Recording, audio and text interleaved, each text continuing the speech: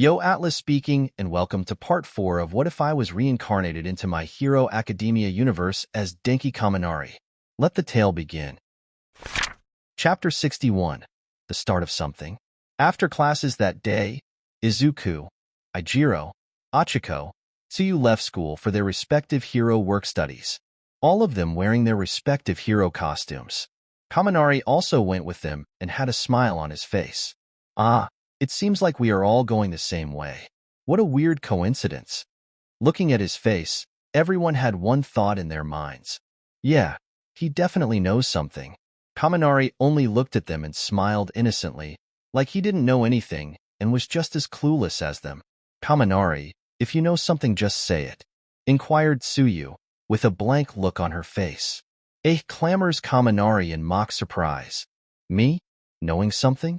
Nah. I am just as clueless as you guys. Yep, he definitely knows something, thought Ijiro, but he is just gonna play around the subject since he is bored. He had known Kaminari for quite a while now, and if he was playing around like this, he can figure out that it wasn't something important and just wanted to pass some time. So Ijiro didn't pry any further.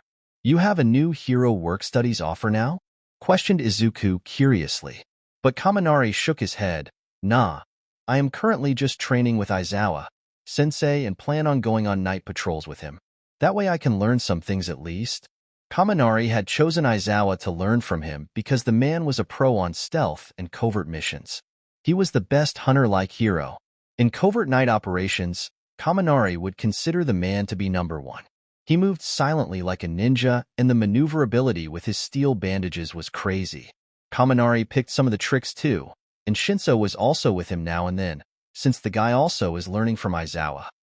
Kaminari kept playing the guessing game with everyone for over an hour. Now everyone knew how he would act when he was bored, though Kirishima is the one who handled it best by just zoning out everything. However, they're still curious when they happen to be heading the same way. But except obviously fake denial, Kaminari gave them nothing. So they were walking in the same direction. They saw the big three also walking the same way. They too were wearing their hero costumes. Mirio and Nijire waved at them with smiles on their faces, while Tamaki had an uncomfortable aura around him, but he still waves at Kirishima. Yo, sup guys. Mirio came to greet them. Kaminari and the others greeted them back too. Mirio looked at Kaminari and gave him a firm handshake. Nice to see you again, Kaminari. Though we didn't meet during your internship, sir has only good things to say about you. Ha ha ha. I am glad about that. But what about Bubble Girl? How has she been? Asked Kaminari, his gentle smile still on his face. Yep, the relationship between Bubble Girl and Kaminari is still suspicious, thought Mirio uncomfortably, taking the things that Kaminari said in another direction. Oh, she is well and has become a fan of yours now. She follows everything you do. The time I spent in the Night Eye Agency was quite nice, says Kaminari. Bubble Girl taught me quite a bit, not just as a hero, but also as an adult. Mirio got a slight flush at this, imagining Bubble Girl teaching Kaminari different adult things. Kaminari saw this reaction and was genuinely confused why Mirio was flushed. But unlike a harem protagonist, it didn't take long for him to catch on to what was going on here. He always had his mind speed up his mind in situations like this so he could figure things out sooner than he would have usually. Wow. Looking from an outside perspective, my relationship with Bubble Girl looks kinda scandalous. With great power comes great abuse of that power. I can't wait to meet up with her again, just the misunderstandings I can cause, thought Kaminari, already planning some things. Once everyone arrived at Nitai's building. To their surprise, many pro heroes from Ryukyu, Fat Gum, and Gran Torino to minor heroes like Rocklock, Kesajiri Man, Mr. Brave, and many more heroes were there. Even Eraserhead was present for a meeting between heroes hosted by Sir Night Eye. This is a good matchup, contemplated Kaminari. He looked around and closed his eyes, deciding to use his quirk as an electromagnetic signal catcher. He could hear even the smallest of whispers amongst them. He heard many things at once, but only some caught his attention. Hey, did you hear? All Might will also be joining. Really? Yeah, but keep this a secret. Interesting. Kaminari knew that since All Might wasn't retired yet, he would join this operation, but only around the middle or the end, since in the end, he only has 1 hour a day of usage left. I will need to show that I am the next symbol of peace. This situation could turn into an extremely advantageous one for me. But I must make sure that no innocent people die. That is more important. I know just how devastating a loss can be to someone when it isn't just a death statistic on TV. Kaminari already started creating alternative situations. Attention everyone, called out Night-Eye. Today we will be discussing the Yakuza organization, the Shai Hasaikai. Centipede came up next. His head looked like a centipede and he started explaining. Me and Bubble Girl ended up tailing the Yakuza following the Team Reservoir Dogs incident and the Hasaikai's fight against the League of Villains. Bubble Girl, who was also in a high stand together with Night-Eye and Centipede, came forward. Gran Torino is also investigating the League's involvement in this matter, or if they have an alliance or anything of the like.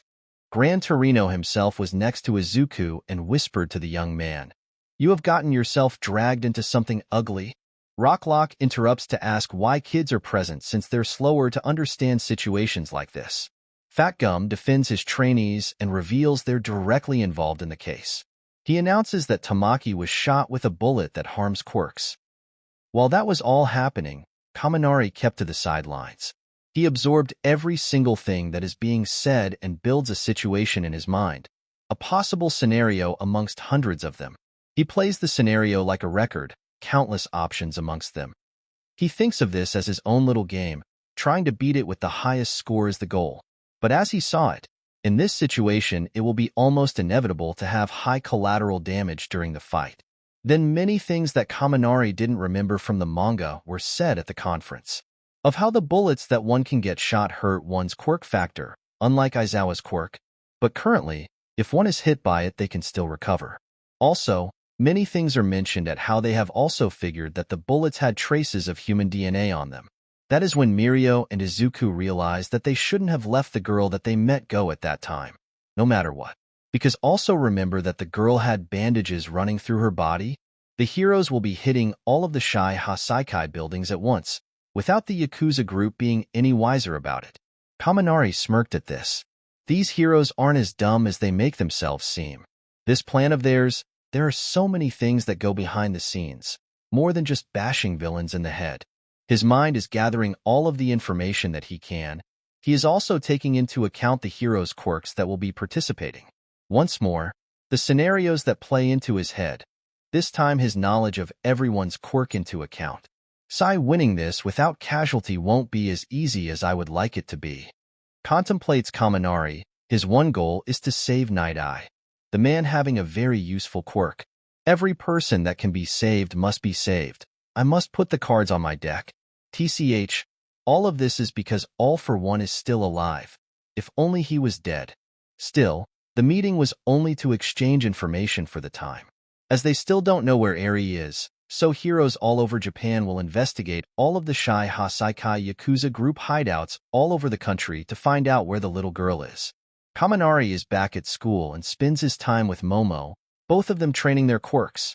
Momo has finally been able to create a power armor, which is completely useless against Kaminari since he can easily fry the thing. "Are you sure you need to participate in this mission?" asks Momo, worried that Kaminari would be injured in such a big-scale operation. They are both drinking some tea in his room. "Don't worry," Kaminari reassured her. "I will come back, and without any injury to boot. I am confident on this." Still, Momo was worried about it. Is this how it feels? To have someone close to you be a hero and worry if the next day they will come back alive or not. Isn't a nice feeling at all? 2 days later, in the middle of the night, Night-Eye informs everyone that they have found out where Eri is being kept. A Shai Hasaikai member has been buying a lot of toys, and with the usage of his quirk, Night-Eye was able to determine that Eri's new caretaker is buying her toys so she doesn't run away. The next morning at 8 a.m. the hero and their groups meet. Kaminari is in his hero costume and has a smile on his face. He has just gained a map of the location and the shortest route to Eri. This operation is very organized. By now they even have a search warrant against the Yakuza. The police are also accompanying some of the heroes. Number 9 hero Ryukyu is also here. 2 of the policemen go towards the base door and open them. It is required by law to read their rights. Boom! But both of them are thrown out as the front door is destroyed. As the dust clears out, there is a huge, tall, and very muscular man. He wears a black tank top with jeans and sneakers, as well as a plague mask that covers his head. He also wears massive gauntlets and knuckle dusters on his fists too. He is Rakia, one of the 8 bullets. He looks at the group and says, "Ugh, so many heroes are here. This is troublesome." Fwash. He charges.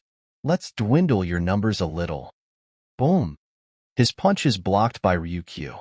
"Let's move on.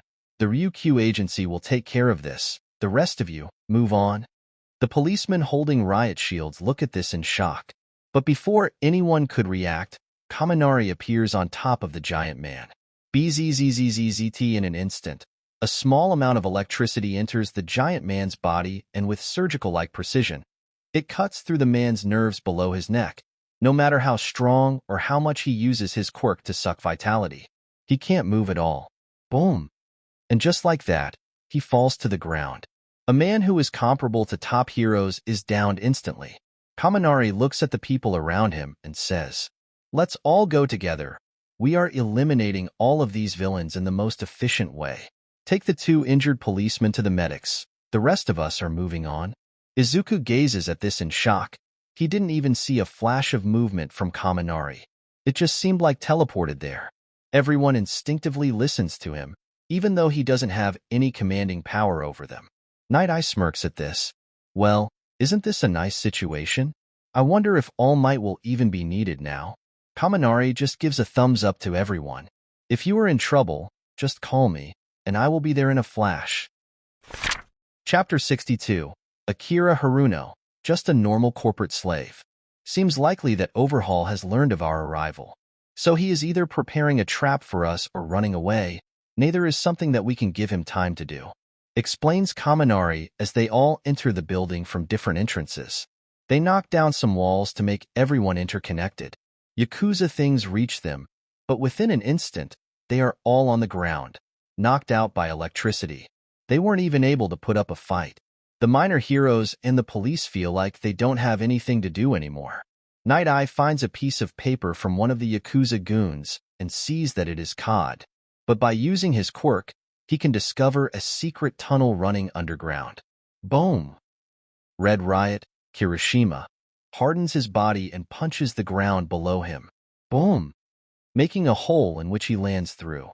"Let's go," orders Night Eye, and all the heroes jump down, while the cops stay there to tie up the villains and put them under arrest. Be careful. The Yakuza seem to have extreme loyalty towards their leaders. Warns Aizawa. Countless goons swarm the heroes again as Aizawa looks at them and his hair floats backward. "I have cancelled all of their quirks." Kaminari nods at that and releases an electric shock from his palm, one that travels through each of their bodies and knocks them out. "Bubble Girl, Centipede, Mr. Brave, stand back and take care of the taken-down criminals," orders Night Eye, while Izuku, Ochako, Ijiro, Ryukyu, Azui, Night Eye, Aizawa, Kaminari, and the Big Three keep charging, leaving behind the other low-leveled heroes to take care of the down goons. Currently, due to Kaminari, they haven't had anything to do. Fighting with him feels like fighting with All Might. Contemplates Night Eye, just like with All Might who took care of everything in seconds, the same with Kaminari. That is when they come upon a dead end. But Mirio charges head-on and goes through the wall, immediately coming back up. Yes, this is a hastily constructed wall. There is still a walkway behind it. He reports. Ijiro and Izuku activate their quirks and bash through the wall. Boom! But as they do that, the hallways in front of them start twisting and the surroundings start changing. Kaminari sees this, frowns, and crouches down. Iron sand gathers through his fingers and envelopes the hallway. It seems like there is a villain with some kind of territory manipulation quirk. He is also hidden from us. Informs Kaminari. Damn, we won't be able to move any further. Tamaki panics at this, but Mirio only gives him a thumbs up and announces, "I will be going ahead then." He activates his quirk and charges through the iron sand and into the hallway. No obstacles will prevent him from reaching Eri, so it doesn't matter how the hallway changes, Mirio will go through it all. He mustn't lose his quirk. Kaminari is more resolved as he sees this. He can't get a trace of the villain, meaning that he is fused with the walls and most likely also taken the quirk-enhancing drug. I can't waste any more time here. I must move forward. Kaminari then penetrates a part of his iron sand through the walls and creates spikes through every single wall around them. TCH, I can't catch him, but it is unsuccessful. This annoys him, but he can't do anything in the end. He can't just destroy everything around him since it would bring the whole building down. Kaminari, though, suddenly smiles, as his electromagnetic senses pick up 3 quite strong individuals below him. His iron sand wasn't to just catch the trap culprit, but to also send signals for him and widen his sensing range. A large discharge of electricity is transferred down there, but Kaminari's eyes widen in shock. Something is absorbing my electricity. This surprised the others too. There are 3? No, there likely is a 4th person down there. One that I can't sense, who can also absorb my electricity. Kaminari explains to everyone. I am gonna open a hole, and I want Aizawa-sensei to step in and cancel that man's quirk immediately. Everyone nods at that. Boom! He creates a hole underneath them by using his iron sand, but at the same time, he also keeps everyone else safe by having them flat in his iron sand. They see 3 people. One is wearing a cloth over his head and has a giant mouth. Another is a bald buff man covered in crystals, and the last is a blonde man wearing a bird beak mask. The 3 of them look at the heroes, but before anyone can react, Kaminari's eyes go towards another man in here. He is wearing a fast food uniform with a yellow shirt, jeans, and a red cap. The man seems to be tied up and leaning against the wall, holding his head down. The only thing that stands out about him is his silver hair. The villains are the first to attack, but unluckily for them, with the heroes lined up in front of them, they stand no chance. Izuku is the first to react, kicking the big-mouthed one on the chin, shutting its mouth, and the man's brain rockets inside his head, knocking him out. He goes after the blonde man too, with the bird beak mask, and kicks him behind his head, also knocking him out. The last man has crystals all over his body that act as defense and attack. But Kirishima uses his to punch through the man's defense, knocking him out. Aizawa then uses his quirk on the tied-up young man, just to make sure. Kaminari still has his eyes glued to the young man who looks up and an eerie similar face looks back. Doesn't that look like Kaminari? Nijire whispers to Ochako, who agrees. Who are you? Asks Night Eye, looking the young man straight in the eyes, gets close and almost touches the young man, intending to activate his quirk, but in the end, he shakes his head. No, better wait for the leader of Shiha Saikai. Can't just go using it on some random guy, though his quirk is powerful and people don't know how it's used. But a quirk like this has very hard limitations, as it can only be used for 1 hour, and then it will have to recharge for 24 hours. Also, Night Eye must touch the face of the target and look them in the eyes. But in the end, he decided to use it on the man in front of him, since he wasn't within his vision at all. But as he is about to do so, Kaminari appears and grabs Night Eye's wrist. Sir, we must move on, says Kaminari. It seems like the man is just someone caught up with this whole mess. The silver-haired young man smiles at them brightly and says, Welcome to McDonald's. May I take your order? He is another type of brainwashed. Comments Aizawa. Ah. Suddenly the young man yells. Sorry. I was only here to deliver food. I didn't think that I would be captured by villains. I am just a minimum wage employee. Please don't imprison me. I can even give you a gift card for the establishment that I work in. My quirk is also regeneration and I get by on 2 hours of sleep a day. The only crime that I am at fault is being part of a corporate slavery and working 18 hours a day. Sheesh, he talks a lot. Complains Ryukyu. We have to move on. Can someone stay behind with him and look out for the knocked-out villains? Kaminari gets straight to the point here. Ryukyu is the one to volunteer. I will stay. My quirk isn't good in enclosed spaces like this, and I will only get in the way of the others. The others nod and go away, leaving her behind with the eerily similar-looking Kaminari. Whoa, who would have thought that I would be spending time with one of the top 10 heroes? The young man has an excited smile on his face. By the way, my name is Akira Haruno. Hope that we can get along. You are quite talkative, but not a bad young man, comments Ryukyu. A smile makes her way to her face at this. Yep, I have never done a bad deed in my life, says Akira, but he suddenly cringes as if he remembers something. Well, except burning that place down. That is when he remembers he is in the presence of a hero, and Ryukyu looks at him like a hawk. Oh, vandalism? So you aren't as innocent as I thought? Ah, I didn't mean to say that out loud. Akira seemingly panicked at this. I am just your average corporate slave, please forgive me. He is tied up so by moving around he falls on the ground and moves around like a worm trying to stand up. Miss Ryukyu, can you help me get up? Asks Akira, with a pitiful look on his face. She sighs and helps him up. He is brutally honest, even saying things that will make him seem bad. But he still isn't that bad. Suddenly, he slips, accidentally, and he lands on Ryukyu's chest. He still has the decency to say, "Oh no, such a bad accident." Even she could tell that was a bad lie.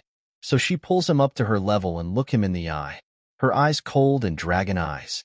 Really now? Miss Ryukyu, can you be a little softer? My head feels like it's gonna crack. Kumlian Akida. Well, you have a regeneration quirk, so I shouldn't worry too much about it. On the other hand, Kaminari and crew are traveling, flying through the hallway in his iron sandpile. But around them, the terrain is not changing at all. He is probably working against the people upstairs. Also, it must mean that he can use his quirk only one area at a time, theorizes Aizawa, looking around for the culprit, but they can't find him as he is fused with the building. Boom! A pillar appears from the wall and tries to hit Aizawa, but Kaminari creates an iron sand sphere around his teacher. Boom! He is pushed through the wall. Ijiro and Fat Gum go through the wall too, and see that two villains are waiting for them. One of them is a very large, muscular man with long, light brown hair. His face is hidden beneath the plague mask given to him, and he dons a tattered t-shirt and dark pants covered by a light blue tunic and decorated with two belts. He is Kendo Rappa. The other is a tall, slim man with short, spiky hair of a pale color. He has straight, dark eyebrows and thin eyes. He has his eyes closed. He wears a traditional dark-colored yukata with a pair of geta on his feet, a long white piece of cloth acting as a belt around his waist. He is Hekiji Tengai, quirk, barrier. Rappa smirks at this. Heh, let's fight a manly dash boom. A pillar of iron sand goes to hit him, but a yellow barrier appears and stops it. Hekiji winces at this.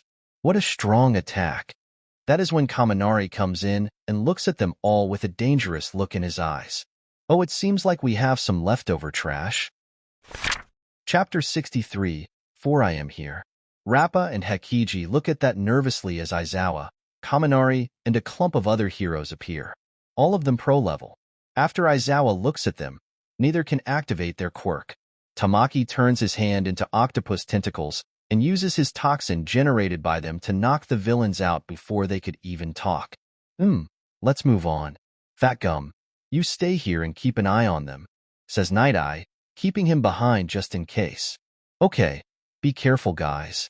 Fat Gum does so, and the other heroes continue. Kaminari is a little annoyed by the guy who seems to be controlling the hallway and bothering them all. But he hates it that he can't deal with it. Well, he could, but he would have to destroy this whole building to do so. Some quirks are truly tricky to deal with. But as he thinks that, he senses a new person step in his iron sand. Instantly he turns around, recognizing these silent steps. And there is Toga, about to stab Deku in the back, the OFA user not being any the wiser for it. But a lightning bolt is shot towards her, and an iron sand spike tries to skewer the young woman. But she uses the spike as her foothold and dodges the lightning bolt, showing her acrobatic movements. But she doesn't have any time to celebrate since she is mid-air, and Kaminari elbows her in the stomach. Boom! This makes her crash into the ground below her. That wasn't enough to knock her out. I will take care of this and be back, says Kaminari as he lets go of the iron sand floating bundle. Everyone go ahead, I will catch on in an instant. Be careful, yells out Ochako as she goes with the others. Kaminari smirks as the heroes are out of the way. He enters his top speed, which he can barely see what is going on. But once he hoes below, he sees that Twice is there, with the rest of the villains' league, even a second Toga. But there is another Toga on the ground that he is trying to take care of. Instantly, Kaminari destroys the clones of the villains' league, and his claws sink into Twice's head, pulling it off. Toga looks in shock as Twice's blood covers the space above her and is about to fall. The blood that she likes so much, she can finally feel the despair as she looks at Kaminari, knowing that she has nowhere to go now. Plus her lungs are also caved in due to Kaminari's elbow hit. He would have gone for the kill in that instant, but there were other heroes around. Ah, is this how I am gonna die? Wonders Toga, as Twice's blood is about to land on her. But that is when a giant hole opens below her and closes up as she falls. Kaminari tries to kill the young girl too, but she is stowed away. This whole thing happens in a split second, and Twice's death, in a way, saved Toga. Well then, I better get away from here, he says, using the heat of his electricity to get rid of Twice's blood on him. He crouches down and touches the villain's head and body. Instantly, electricity starts appearing and begins burning off the body. In the end, only ashes are left behind as Kaminari erases any trace of him being here by collapsing the whole room. A shame I couldn't kill her. Well, maybe next time, thinks Kaminari. Looking around, he is annoyed at the guy who is controlling the building. If it wasn't for him, Toga would have also been dead. Kaminari's hair glows upward as he runs electricity through his body and in an instant catches up to his teammates. The terrain manipulation guy got them away, but they are both injured, so I doubt they will be able to participate in a battle anymore. It was a trap made by the terrain controlling guy, but it didn't work. He doesn't tell the truth, and since they saw him use his quirk, neither of them suspects him of being an imposter either. The heroes also don't see why Kaminari would lie to them, because they know that he isn't that kind of person. Again, they are all gloating in iron sand. Mimic doesn't like this at all, and is getting nervous as they are close to Overhaul. Kaminari can see that too, as now there are no longer any traps and Mimic is straight out attacking them without reservation. Heh, as expected of some loser Yakuza, Kaminari mocks them. Mimic, in that split second of anger, yells out, "Shut the fuck up," but that gave away its location. Boom! As Kaminari breaks through the debris and grabs Mimic by its head, frying the man's brain, knocking him out, but still keeping him alive. Though he would be in a coma for a long time, he just throws the man by the side like a rag doll. Everyone, let's keep moving. We can't allow any more hiccups. Meanwhile, Mirio has managed to catch up to Overhaul, Chronostasis, Overhaul's assistant, and Eri. Overhaul stops and turns around, looking at Mirio. He is surprised how the student was able to catch up to him so quickly. "You are quite fast," comments Overhaul, the grip on the girl's hand tightening. "But Eri, she doesn't want to be rescued, and you are no hero anyway, because you didn't intervene when it mattered. Then I won't make the same mistake again," yells out Mirio, charging at Overhaul. "Fwash, Titseha, Diubrat, says Overhaul, annoyed, and that is when Mirio is suddenly affected by a quirk that disrupts his equilibrium. This quirk belongs to a man standing upside down on the ceiling while drinking a sake bottle, having the liquid spill out of his mask. He is Didoro Sakaki of the 8 Bullets. Quirk, sloshed. Pow! That is when a gunshot rings out. Mirio is intangible, so the bullet passes right through him. But a man wearing a dark cloak, hat, and plague masks is the source of the bullet. He is Shin Nomido. Quirk, confession. "What is your quirk's ability?" asks Shin, causing Miro to answer involuntarily. "My quirk lets me pass through physical objects." "I see," summarizes Shin. A smirk appears under his mask. He knows that a quirk like that must require a great amount of concentration, so he just has to hit Mirio once with a bullet and the student will be done. So he only needs to make him doubt himself only once for a split second. "You don't understand. Eri is the crux of young master's ambitions," said Shin, trying to land a hit on Mirio but failing. "Those ambitions are all corrupt if he is abusing his daughter for them." Mirio's mind doesn't waver for even a split second at this. Mirio looks at all of this and goes underground, disappearing from view and then appearing behind the drunk Sasaki. "Bomb! Power!" yells out Miro. As one punch knocks out the drunk man and a couple of others to Shin knocks the other villain down. He then charges at Overhaul. But Shin doesn't want to leave it at this and desperately yells, "Didn't you also leave the girl behind initially? You are only here to save her because you want to make yourself feel better, not for her sake." Pow! Pow! 2 shots ring out, but Mirio doesn't have even an ounce of hesitation as he goes underground and appears punching Shin in the face, knocking the man out. Fwash! Bam! He then kicks Overhaul on the face before the man could react. Mirio then punches Chrono and grabs Eri, jumps back, but Overhaul immediately creates spikes directed at him. Fast. Mirio thinks as he puts his arms up with Eri in them, while turning the rest of his body intangible. But his form is still a little chaotic in comparison to his normal one. Is the quirk that makes me unbalanced still in effect? Damn, that one is strong, contemplates Overhaul. But it doesn't matter, I will go all out. If Eri is hurt, I can just patch her back up again. Boom! He creates even more spikes, but Mirio disappears and leaves Eri covered in his cloak. This makes Overhaul instinctively look at the red cloak. Bam! But Mirio punches him in the chin as he comes from underground. Overhaul can feel his brains rocket around. He almost passes out. Shit, am I about to lose like this? That is when Shin comes to his senses and looks around. He sees that he is under some rubble, the lower part of his body completely crushed. He looks forward and his heart falls in despair seeing Overhaul losing against Mirio. He takes out one of the new permanent quirk nullification bullets and aims his gun at Mirio. But he sees that Mirio can simply have it pass through him and he would be safe. The stress of the situation makes Sin breathe heavily, seeing that there is no way to get out of this and Overhaul is being beaten by Mirio, even as the Yakuza boss tries to stand up. But suddenly he notices Eri, and an idea comes to mind. I accept that you are a true hero. Pow! A shot rings out, and it goes straight toward Eri. Mirio saw through this, and had already started to run towards Eri to take the shot for her. He has a smile on his face as he appears to take a bullet for her. He already can guess the effect of the bullet, but he doesn't mind it. Boom! Worry not, for I am here. In a flash. Chapter 64. Overhaul vs. Flash. Boom! Worry not, for I am here. In a flash. Before the bullet can hit Mirio, Iron Sand appears in front of it and stops it. Fuck! Swears Shin, internally getting ready another bullet and aiming it at Kaminari. Fwish! But without anyone noticing, a small needle of iron sand pierced Shin's chin and went through his brain, killing him instantly.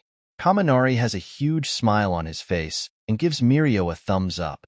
Take the girl away. I will handle things here. Also, I ran ahead, but the others will be here soon. Diseased heroes like you sicken me, yells out Overhaul. Boom! A huge wall of spikes is created, and it goes towards Kaminari. Overhaul charges towards Chrono, planning to heal him. But once he reaches there and heals the body, what? He notices that Chrono is already dead. Boom! The spiked earth wall is broken and Kaminari walks on casually. How unfortunate. Did you find him?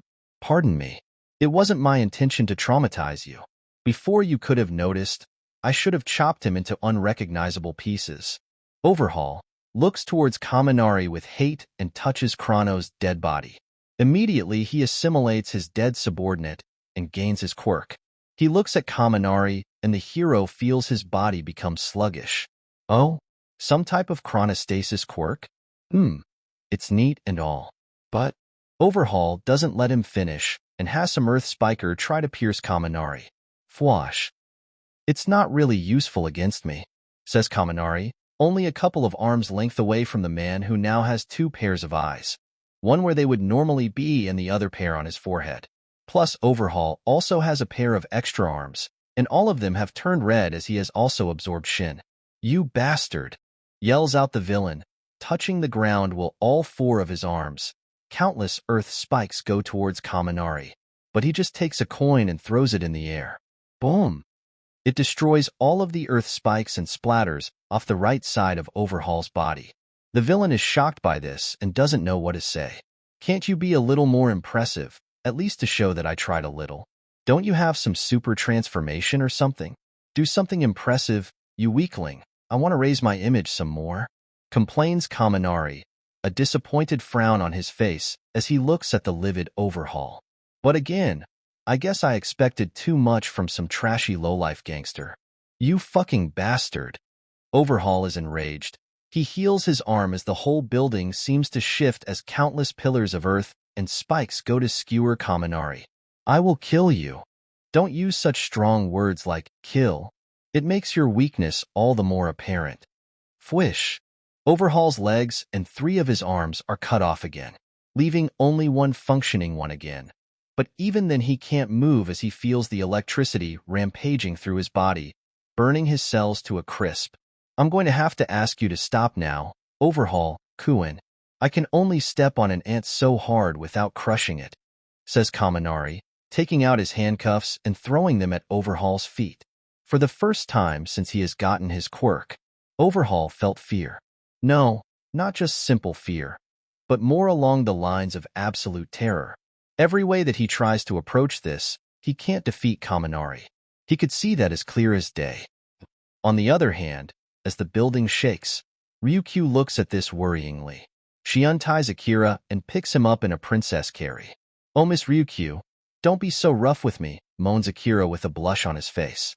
The dragon hero just looks at him weirdly without saying anything. Once they reach the surface, she tells him to run away as far as he can as she will be helping the other heroes evacuate the villains still inside the building. Of course, Akira accepts, and he can't help but think, did I make her heart go doki doki? Ah, if only I could get a sugar mama, life would be so much easier. Does the original have one? Meh, probably. He is the original. I wonder if the new Hero Cap anime episode is out. Many things were running through Akira's mind. Mostly it was useless thoughts that wouldn't make that big of a difference. He was mostly thinking about anime and maybe a deal that he could work out with the original. But as he is running away, he sees a man with burn scars attack the police who have a giant muscular man in their custody. The giant muscular man is teleported away by a black mist, while Dabi stays behind to attack the people. Lightning crackles around Akira, and as soon as Dabi jumps away from the police, he appears behind the villain, making sure to cover his face too. Fwash! Blood spews out of Dabi's chest as the man's heart bursts and he dies. The original will owe me one, thinks Akira as he moves away at top speeds so no one notices him. He cancels his lighting mode and winces. How the hell is the original able to do that so good? When I try to go fast, my cells start burning and I get some internal burn wounds. I can only use it because of my regeneration quirk. But the original? How does he do it? Back to Kaminari, and that is when a giant body bursts through the ceiling, landing straight beside Overhaul. Kaminari for the first time during the fight is surprised. He had made sure that this scenario wouldn't happen. He attempted to charge forward, but Overhaul had already fused with the man and turned himself into a huge monstrosity. TCH, I like to make things seem like I am having a challenge. I don't like actually having one, complains Kaminari internally, a little annoyed that things didn't work out as well as he would have liked them. Overhaul notices that Kaminari is no longer laughing and looks at him with maliciousness in his eyes. You can die now. Boom. Overhaul destroys the whole surroundings, so even if Kaminari is fast, he wouldn't be able to dodge it since all the entrances are all closed. But there is still a cracked iron sand sphere in here that wasn't destroyed. Slowly it cracks open like an egg and Kaminari comes out. He looks at the demolished ceiling and smiles as he sees the sky with many news helicopters incoming. I made sure to stop Aizawa and the others from coming here. They will need a couple more minutes to reach here. So I should finish this all by myself before All Might comes. I have to make this moment mine, thought Kaminari resolutely. His hair flares up and it extends as his body flashes yellow. As he moves, his hair leaves a trail of electricity behind, making it seem longer. He appears below Overhaul and throws a dozen coins in the air. But they don't even seem to fall as everything around Kaminari seems to be stuck in time. Boom! Overhaul's monstrous body is mangled and thrown into the air. The Yakuza boss is shocked at the ease that the hero in front of him does that. The only warning for Kaminari's next attack is a hot tingle on his throat as the villain's vocal cords are destroyed. Next, his hands come off. Kaminari uses a knife to cut his limbs off. His giant appendage body is already destroyed. Boom! Next, Overhaul smashes into the ground. Its giant monstrous body charred and burning, leaving behind only his human body without his arms and his vocal cords crushed. Now he can't say anything. I would have accidentally killed the man, but currently, I am in the shot of a news camera. Better position my body so they can't see Overhaul's brutalized hands. Everything that Kaminari does next is calculated as he pumps up his fist in victory with a huge smile on his face as he looks at the cameras. Boom! And that is when the rest of the heroes arrive at the scene. Chapter 65. Change. Night Eye POV. Seeing Mirio in front of me, using his quirk all well once more made my heart stop. He should have lost his ability to use it. That is what I saw in the future after checking. Heh. It seems like Kaminari has twisted it again. But can he do the same with his own future? His inevitable fate of a gruesome death. Can he change that one? It seems like he has changed my fate too. Those are the only thoughts that run through my head as I see him, heroically standing atop Overhaul's unconscious body with its missing hands. He turns towards me and gives me a smile and thumbs up, always so perceptive that makes it seem like he can read minds. Well, I wouldn't be surprised if he knew what I was thinking. Aizawa instantly activates his quirk on Overhaul and shakes his head. He is unconscious for real. My face twitches slightly. I can't help it as a smirk appears on my face. Everything has gone perfectly. Our side has 0 casualties. So I give my thumbs up to Kaminari. That kid. Maybe it wouldn't be so bad to have him as the new symbol of peace.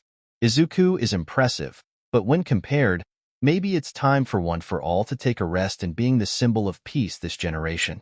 General POV Kaminari clears everything up and gives his report of the events to the police. Of course, it was heavily filtered, and what he said is technically the truth, so even lie detection quirks wouldn't work. So yeah, Overhaul got this new fusion with his subordinate. The poor guy was killed by his boss when they fused. The other guy also was killed by some part of the building piercing his head. I had no choice but to be harsh on him, or else I know that people would have died. Kaminari had a difficult look on his face as he explained it. And I had to use lethal force. The detectives nod at this as they get the general idea of the situation.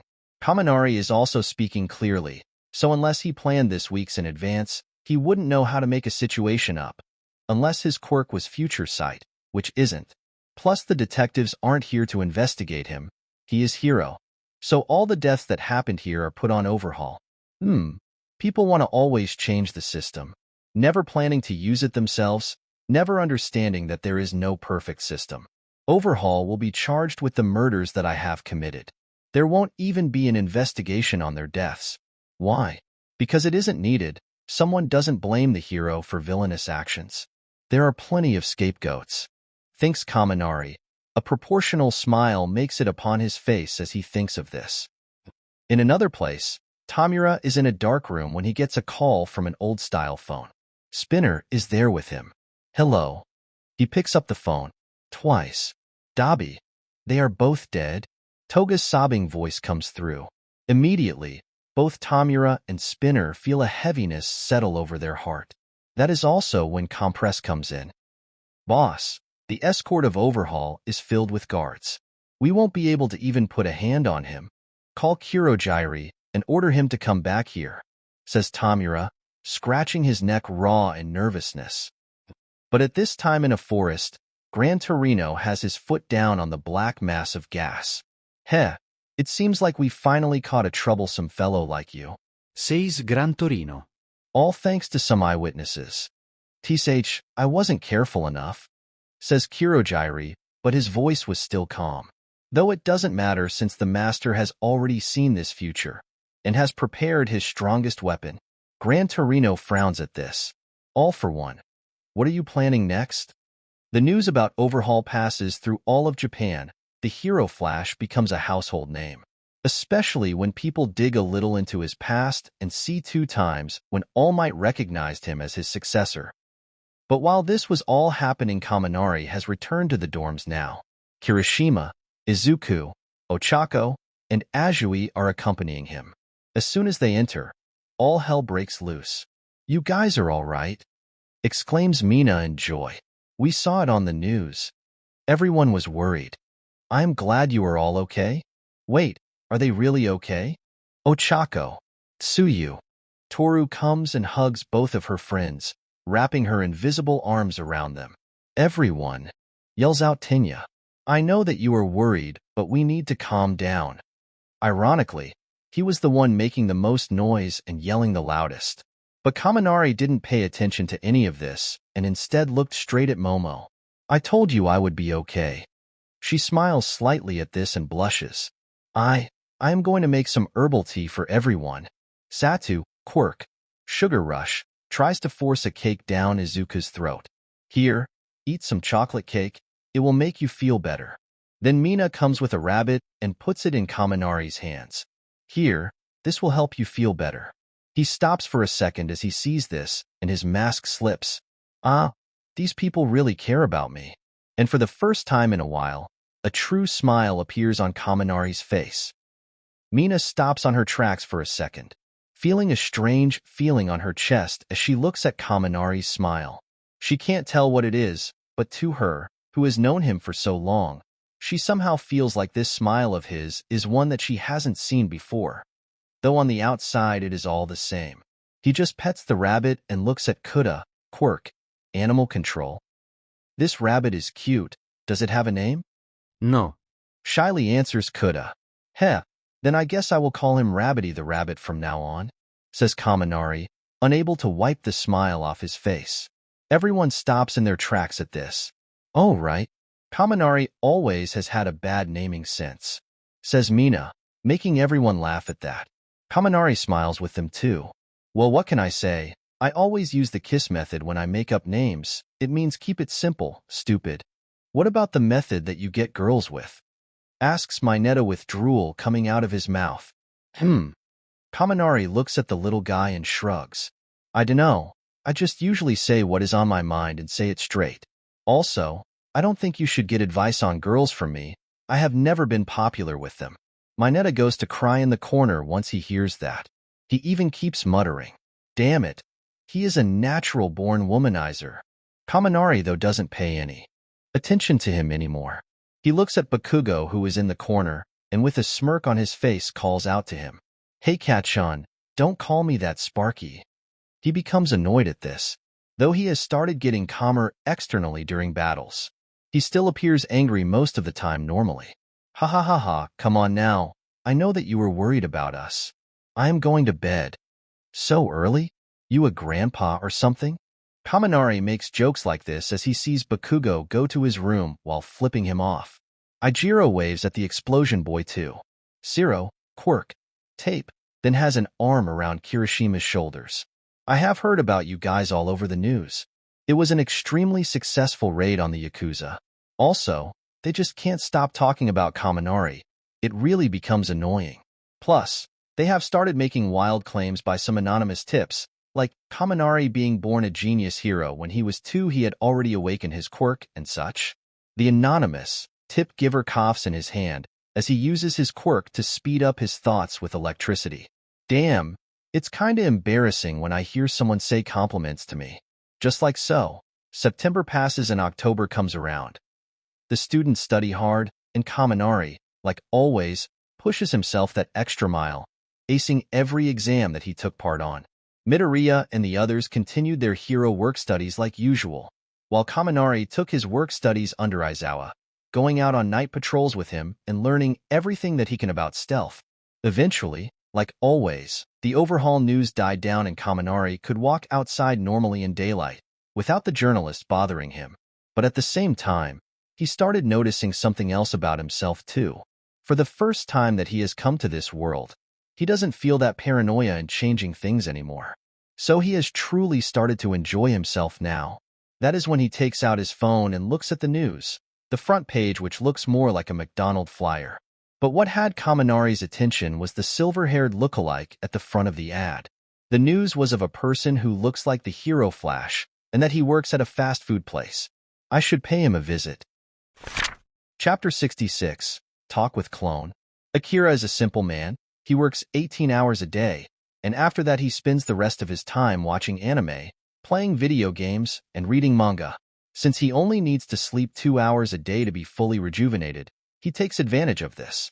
He doesn't have big dreams or hopes, though he does hope that Kaminari will become famous since recently he has started a side gig and is making mad money by using his face that looks similar to Kaminari. Just imagining how much money he will make if Kaminari becomes the #1 hero, it makes Akira salivate.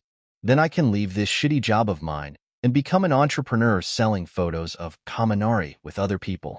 Akira could feel his heart starting to beat faster due to excitement. Oh, I finally found you. But immediately Akira's hopes of grandeur shatter once he hears that voice. He looks in front of him and sees a smiling Kaminari wearing a hat and a face mask. The first thought that goes through Akira's head, is her here to rob me? But he calms down once he sees that it is Kaminari. Oh, thank God. He might only be here to kill me. Wait, that is worse. Kaminari, though, has a calm demeanor as he looks at the guy in front of him. Already he has theorized who it was. So a clone of mine? Well, that is neat. Let's see if I should kill him or not. Akira, on the other hand, whispers, I have a 15-minute break in 2 hours. Can you wait? Kaminari looks straight at his clone's eyes. Immediately Akira feels a chill down his spine. It feels like an anaconda snake slithering around his body and restricting his movements. Akira breathes heavily at this. Kaminari smirks and walks towards one of the tables, starting to wait. The clone looks at his hand and sees that it is shaking. What the hell was that? After some hours, Akira finally gets a 15 minutes break. His heart beats fast in nervousness at this. He knows that even though he has more quirks, he can't fight against Kaminari and expect to win. Because while physically, he is the better version of the original and even has more quirks, he doesn't have Kaminari's knowledge. That is all the difference. He can't use the same quirk the same way as Kaminari does. He doesn't have the decades of studies needed to get the needed calculations. Kaminari then gets up and mentions for Akira to follow him. The latter doesn't have any choice, so in the end, he decides to follow. They go into an abandoned alley. Both of them use their quirks to make sure that no cameras are on them. Kaminari frowns at this as he sees that his clone's electromagnetic wave moves 1/10 of a second faster than his, meaning that the clone has the stronger quirk in raw power. So his electricity storage must be higher than mine. Contemplates Kaminari. His body is also stronger. Suddenly the world turns gray. Kaminari's hair floats up as he instantly enters the highest speed at which he can see. He would be lying if he didn't say that he wasn't intimidated by this clone of his. So he appears behind it, kicks its knees from behind, bringing it to his knees. He also grabs the clone behind its neck, just in case he needs to kill or paralyze it instantly. Then the work goes back to normal fwash. Akira only felt his knees get kicked from the back, himself falling on his knees, and someone grabs him from behind his neck in an instant. Kaminari's figure in front of him disappears into an afterimage. You will answer my question truthfully. If I sense that you are lying, then I will kill you. Kaminari explains to him, no longer playing around. He has no time to joke around about this. Akira could have resisted, but he didn't and let it happen. Though his knowledge of physics is extremely low, at best, he knows that while his body can handle and absorb the electricity, he can't do so with the heat generated from it. This life of mine. I was born to be a tool. I was born to kill the original. That was my fate. Contemplate Akira. Still, I am thankful that I was allowed to exist. I had so much fun. I don't want to die. Is that too much to ask? Is this how I will die? Is this my destiny? Fuck that. I reject that destiny of mine. The clone starts gathering electricity, but as it tries to do so, he senses that his quirk isn't working at all. What? He is shocked, but suddenly, as if from a late response, he feels something pierce his side. That is a quirk-canceling bullet, though it is temporary, and you would normally be able to use your quirk again in a week or two. But with your regeneration quirk, you should be able to use it again in minutes. Still, do something like this again, and next time I will kill you. Kaminari's cold voice vibrates through Akira's body as he shakes in fear. I don't want to die. Tears came out of his eyes. He was being truthful at this. But Kaminari has an indifferent look at this and asks again, "Do you plan to kill or wish me harm?" "No, man. Kumlian Akira. This is some stereotypical clone racism. Why would I try to harm you or your closed ones in any way?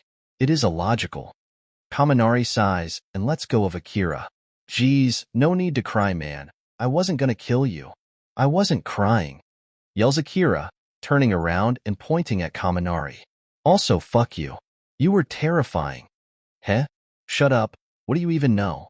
You are one stupid clone. Well, takes one to know one, fucktard." Kaminari grabs Akira by the top of its head and tightens his grip. "Ow, ow, ow, stop. That hurts. Say sorry." Sorry. I won't ever do it again." After apologizing, Akira is released from his grip. Kaminari smiles. "You shouldn't be so rude, fucktard." Immediately, Akira enters his lighting mode and blitzes away. Kaminari, for the first time in this life, is really annoyed by someone. He looks up and sees the lightning trail that Akira has left behind as he runs away. Sloppy. 3 seconds later, and Akira is on top of the roof, his face kissing the floor as Kaminari sits on his back. "This is clone cruelty," complains Akira, whining at the original. "You just think of me as a thing and don't appreciate my life. Don't try playing the victim card with me, dipshit," says Kaminari. A smirk makes his face. "You can't trick the master. I am gonna be suing you ass after this," complains the clone. "Wait, you have a real identity?" asks Kaminari, curious how he was able to get that. "Obviously I used our quirk to hack the system," says Akira as if it is the most obvious thing in the world. "HM? You can do that?" Kaminari has never really done that before. "Heh." Akira smirks at that. Seems like the original isn't as good as he thinks he is. Kaminari only brings up his fist, and immediately Akira gives in. "You can follow the electricity waves and manipulate them outside of your body. You can change the code on things. But you mustn't force it. You must go with the flow. You really give in too easily. Fuck off. You just clone racist. You treat me like an object, and your mind is filled with movie clone stereotypes. Again, you are using the victim card again," Kaminari points out, noticing whenever his clone instinctively tries to make him feel sorry. "Also, I wanted to ask, are there more of you?" Akira's eyes widen at this. Chapter 67. Guilty feeling? After their little scuffle, Akira goes back to his job and Kaminari starts walking towards you. A Kaminari POV. How interesting. Very interesting. I have changed the timeline so much that clones of me have started being created. This one was friendly, but what about the others? Or if there are, but I am going to safely assume that there are more of them. I came here intending to kill Akira, but in the end, decided against it. Honestly, the safe thing would have been to kill him. After all, even though I can tell that he isn't lying to me, it would be better to take care of risky things and unknowns in the equation. But, that damn it, I couldn't bring myself to kill him. His attitude and acts, it was too much like a younger me.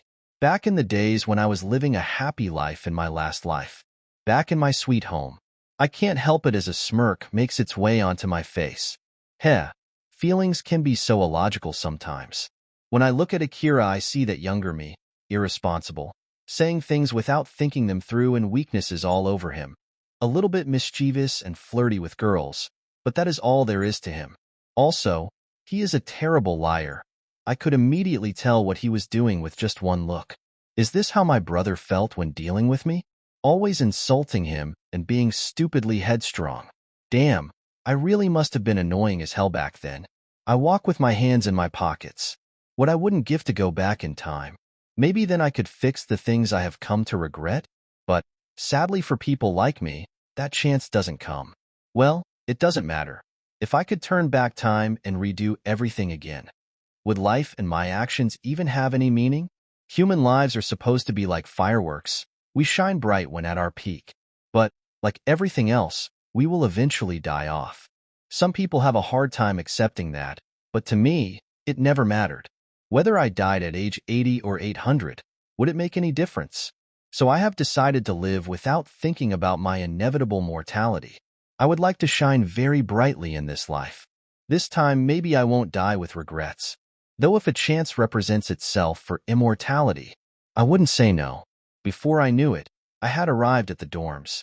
Everyone is doing their things, and I see Ciro show something to Mineta. Check this out.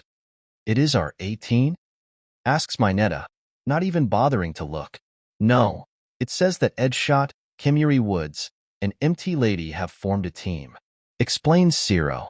MT Lady. Mineta's trauma resurfaces at that. Mina overhears this and chips in as she looks at Uraraka floating around. We could make a good team.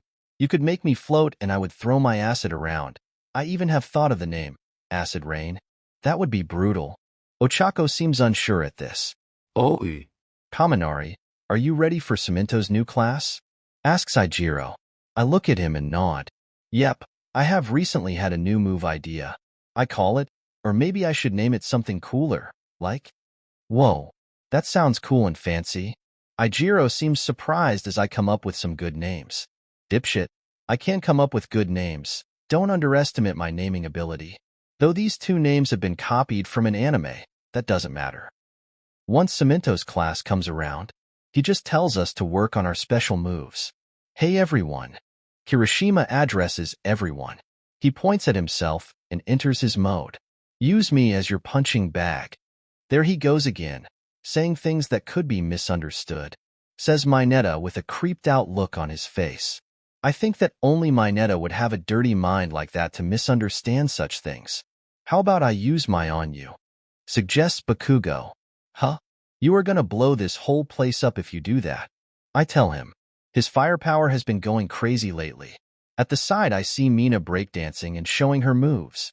Right? She always loved dancing, and she always puts everything in once she likes something.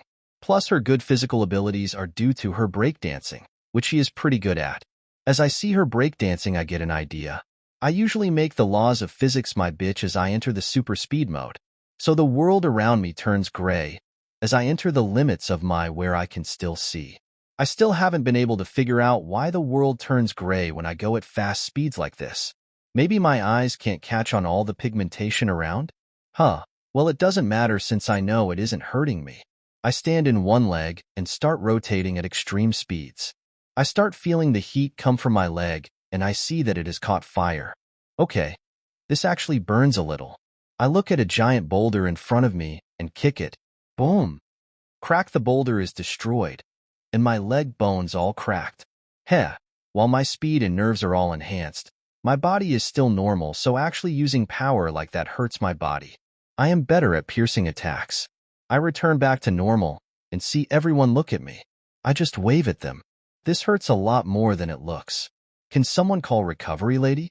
Momo shakes her head and comes close to me. She makes a casket and bandages to keep my leg in place. Lay down.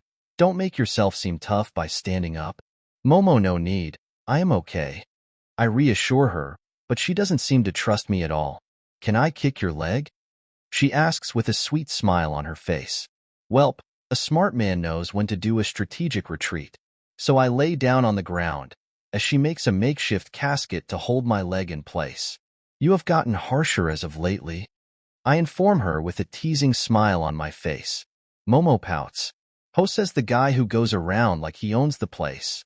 I don't do that. I refute her, thinking back if I have ever done that. Well, not consciously, but the way you walk and present yourself makes it seem like you own the place. It's more of a presence thing.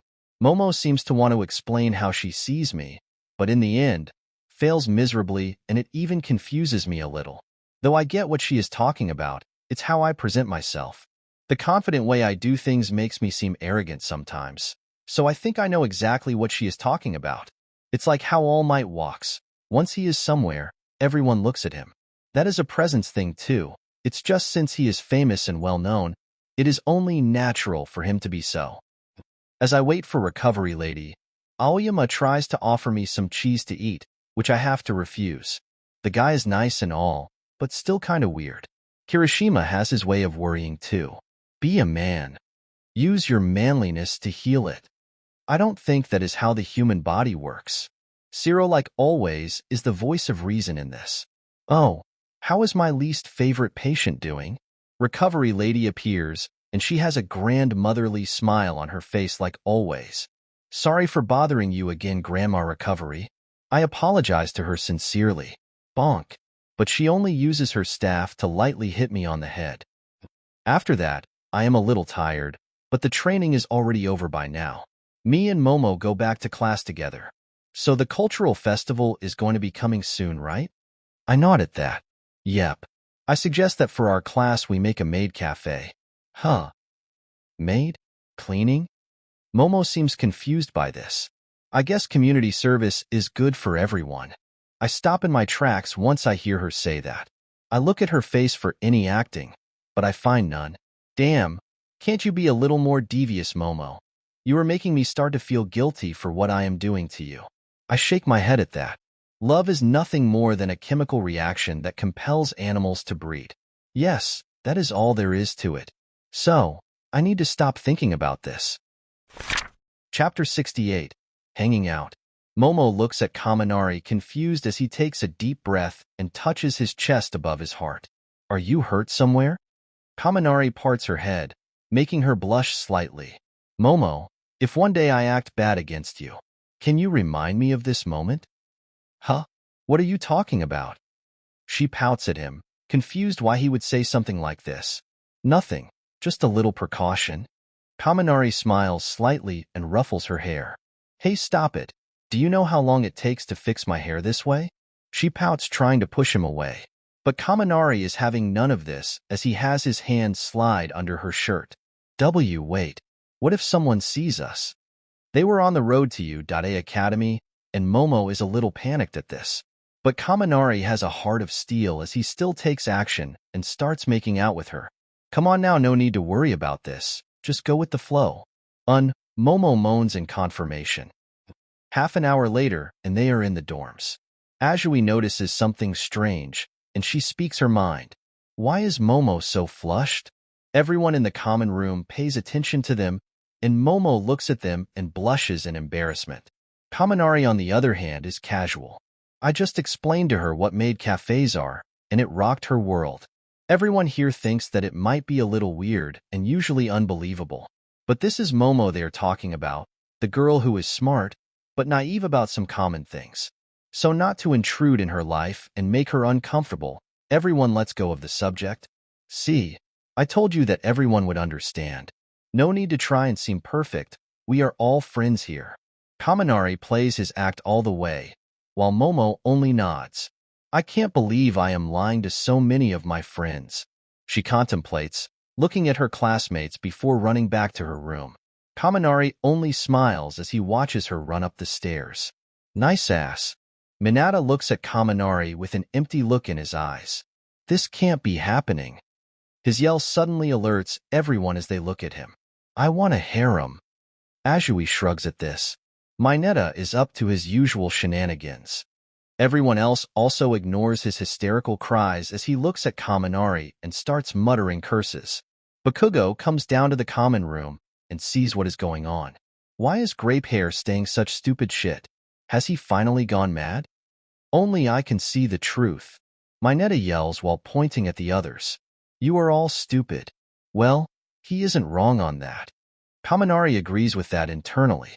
But who would believe that the usually sophisticated Momo would be making out with me?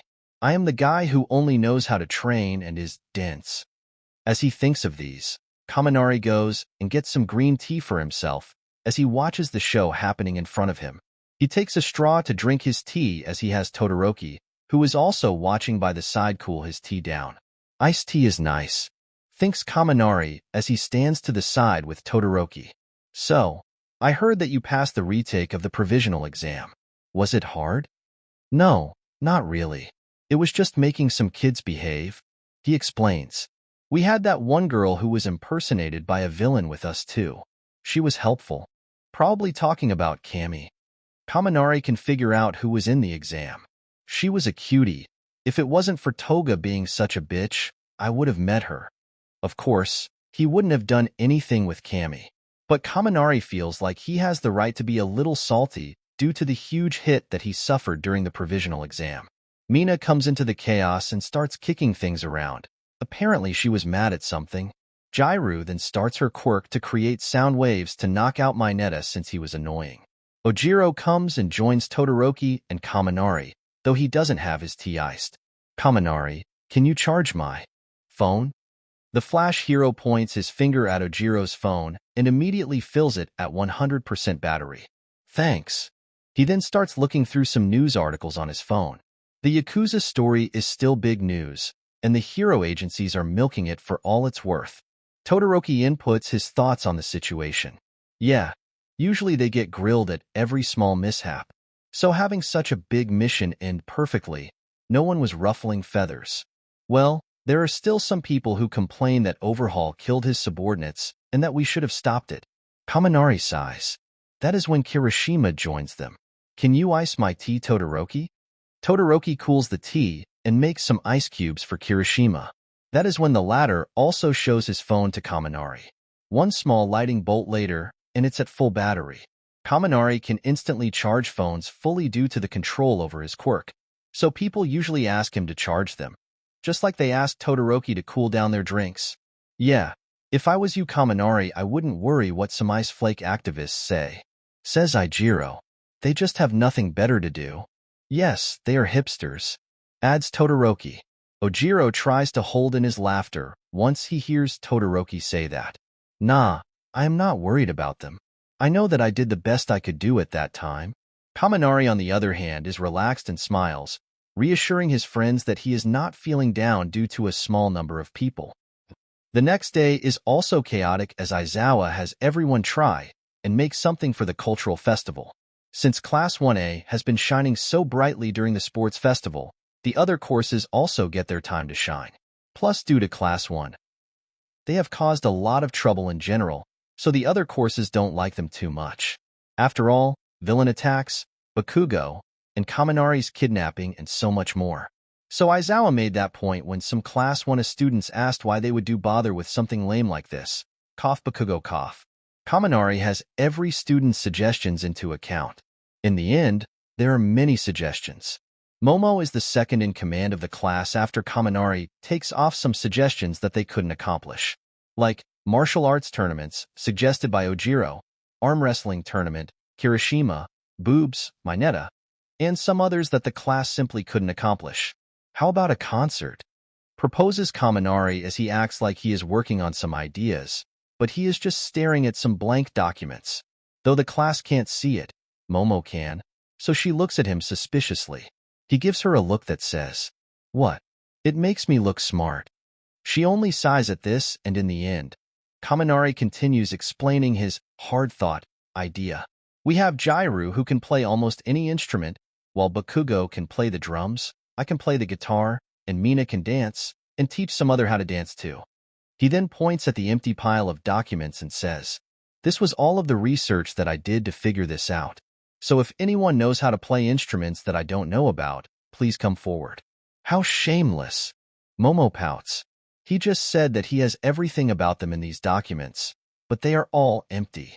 She felt like she was indirectly helping him in his scheme. Later on, everyone accepts that even the embarrassed Jairu decides that she will take part in the concert. Well, she also suggested that idea too, so she is the main ingredient in the show. Also, Mina figures out that Midori is terrific talent for dancing, meaning that he can't do it at all. Even with the surprisingly good dancing teacher that Mina is, she couldn't teach him. Kaminari also notices the rise of a new villain during this time, one that was called Gentle Criminal. He did some research on him, and he is a somewhat famous hero with a very big dislike to like ratio in his videos. In the afternoon, Aizawa told him that Eri had requested to meet Kaminari, Night Eye, and Mirio since they were the people who saved her. Mirio and Night Eye were already here and comforting the little girl in the hospital. Boom! The doors are suddenly opened. I come through the door like a hero, and Kaminari comes through in his school uniform with a hero pose. Hello there, Eri. I am Denki Kaminari, also known as the Hero Flash. He gives her a thumbs up. Everyone looks at him with serious faces. So he buckles under pressure and falls to his knees, a depressing aura around him. That was so lame. But by seeing this, for the first time in her life, Eri smiles. Chapter 69. Candy. Seeing Eri smile made me smile too. How sad for a kid to experience something like her. The little girl didn't even know how to smile until now, so I had to make sure that my introduction would be able to make her smile. Night Eye looks at me, and a barely visible smirk is on his face. Mirio gives me a thumbs up. Okay now, Eri-chan. I must show you the U.A Culture Festival, I announce. This way it will get rid of the quarantine feeling that you have been having lately. I strike a hero pose and give her a double thumbs up. Mirio smiles too, and so does Night Eye. But the thing is, I haven't actually asked permission from anyone to do this. But with this, will help me in the negotiations, as no one will have the heart to tell Eri that she can't go. 2 hours later, and after talking with Eri a little bit, I must say, how can Overhaul do something like that to a kid like her? Ripping her apart and putting Eri back together must have felt like constant torture. Some people go too far for their useless goals. Still, I keep a smile on my face for her. I guess being a hero isn't so bad, and I can enjoy myself instead of doing it just for the influence it gives me. I already got permission now. So, we will first have to try sweet apples, sugar mini bananas, chocolate, and Kaminari. Stop mentioning to her only sweets. Night Eye intervenes to be the voice of reason in this. Don't forget to mention the different sweet drinks. I smirk at him. Oh no, how could I have forgotten? Anyway, I have to go now. See you later, Eri. I wave at her with a huge smile on my face as I go outside. But as soon as I close the door, the smile slips off my face. It truly hits hard when the sadness moves from a show into reality. The little girl experienced those torturing pains. I should try and fix some things on my way to the top. At least, that way both the people and I benefit. This life, I don't want to regret so many things. A smile makes its way back on my face as I resolute myself to this. I am not going to be a death seeker, but at least I will help those around me that I can see. If I remember correctly, the sports festival won't have too many sweets, not even sweet apples. So should I ask Satu to help me make them? I am not good at cooking sweets, and I don't see a reason to learn how to make them from scratch. I have learned something that it took me 2 lifetimes to learn. There is no need to be the best at everything, even the useless stuff. That is just a waste of time, because I would end up as a jack of all trades and a master of none. The hospital staff is nice enough to put up with my sudden requests, but the stink eye that the receptionist at the entrance gives me, well, I just act like I don't see such things. Oi, Denki Kaminari, where do you think you are going? She called out to me. Immediately I stop in my tracks. Damn, I stopped. Now I can't act like I didn't hear her. I turn around rigidly and wave. So I put on my money-winning smile and turn to greet her. Well, hello there, miss. Did you call me? I can see that she is a brown-haired and black-eyed woman. She pouts. You forgot to sign in the responsibility form that in case anything happens to Eri, you will be held accountable. My face pales at that. Seeing the victorious smile on her face pisses me off, but I don't act out. I am not worried about Eri being kidnapped because I can handle those things. But what if she gets a stomach ache from eating too many sweets? That is too much responsibility for an underage kid like me. Yeah. I reluctantly sign the form and get out of the view of that hellish woman. Hope she doesn't get married and lives her whole life alone in a dark apartment. I curse her through the whole way to the ingredient store, but sadly my quirk has nothing to do with curses, so she will probably live a happy life and give the stink eye to her husband for the rest of his life. My second ex-wife in my first life was always whining like this. Truly annoying as hell. That was why she was my ex. I wonder how she did after our divorce. I was always a terrible husband, always cheating on her even when we had kids. Damn, I was a horrible father and husband. Fuck. Enough thinking about the past now. I must look towards the future. I have already mopped over them. I don't want to live the same life as I did. Oh, look. Is that the hero Flash? Yeah. He looks like him. Now, these things would usually follow me, but this time they are not directed at me. I look at where they are pointing and see that it is a newly opened sweets shop with posters of me plastered all over the place, while also a very familiar face is running the place. It seems like it is also very familiar. The place is called Flash Candy, so the place is obviously milking my name for all it's worth, and it's being run by my damn clone, the guy. was just crying about how he wanted to live and didn't want to die, not too long ago. But now the little shit is using my name and face for gain. He must not be afraid of death. When I enter the shop, he immediately notices me as I send him an electric signal that only me and he would notice. Since I am wearing a hat and face mask, no one notices me as I melt into the crowd. He pales as he looks at me. Excuse me everyone, but the place is closed for today. Some people groan at this. Once he hears this, Akira's fear seems to disappear, and he gives the customers a thumbs up. Don't worry everyone. We will be open tomorrow and hopefully I will be able to get in contact with the real Flash and get him to meet everyone. Hell yeah. The people seem excited. Well, I don't mind this that much. But one of the customers suddenly yells out, Akira. I hope you and your long-lost brother Flash meet up. Okay, what the hell has this fucker been telling them? As the shop closes down, only I stay behind and look at him. I thought you were a corporate slave who worked 18 hours a day? Yeah, I still work 8 hours at the fast food place that we met previously. I can see him trying to figure out how to answer this. So, you found out faster than I thought.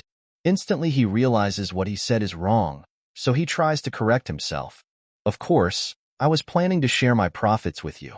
After all, identity theft is no joke. Yeah, I don't believe that for one bit. He definitely is a sketchy businessman. You have big balls to do this just after I threatened you with your life. I am truly curious what is running through this stupid clone of mine's mind. Well, last time I just thought that maybe it would be best to take some risks since people could just come and kill me.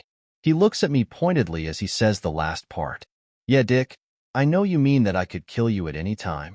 No need to act coy with me.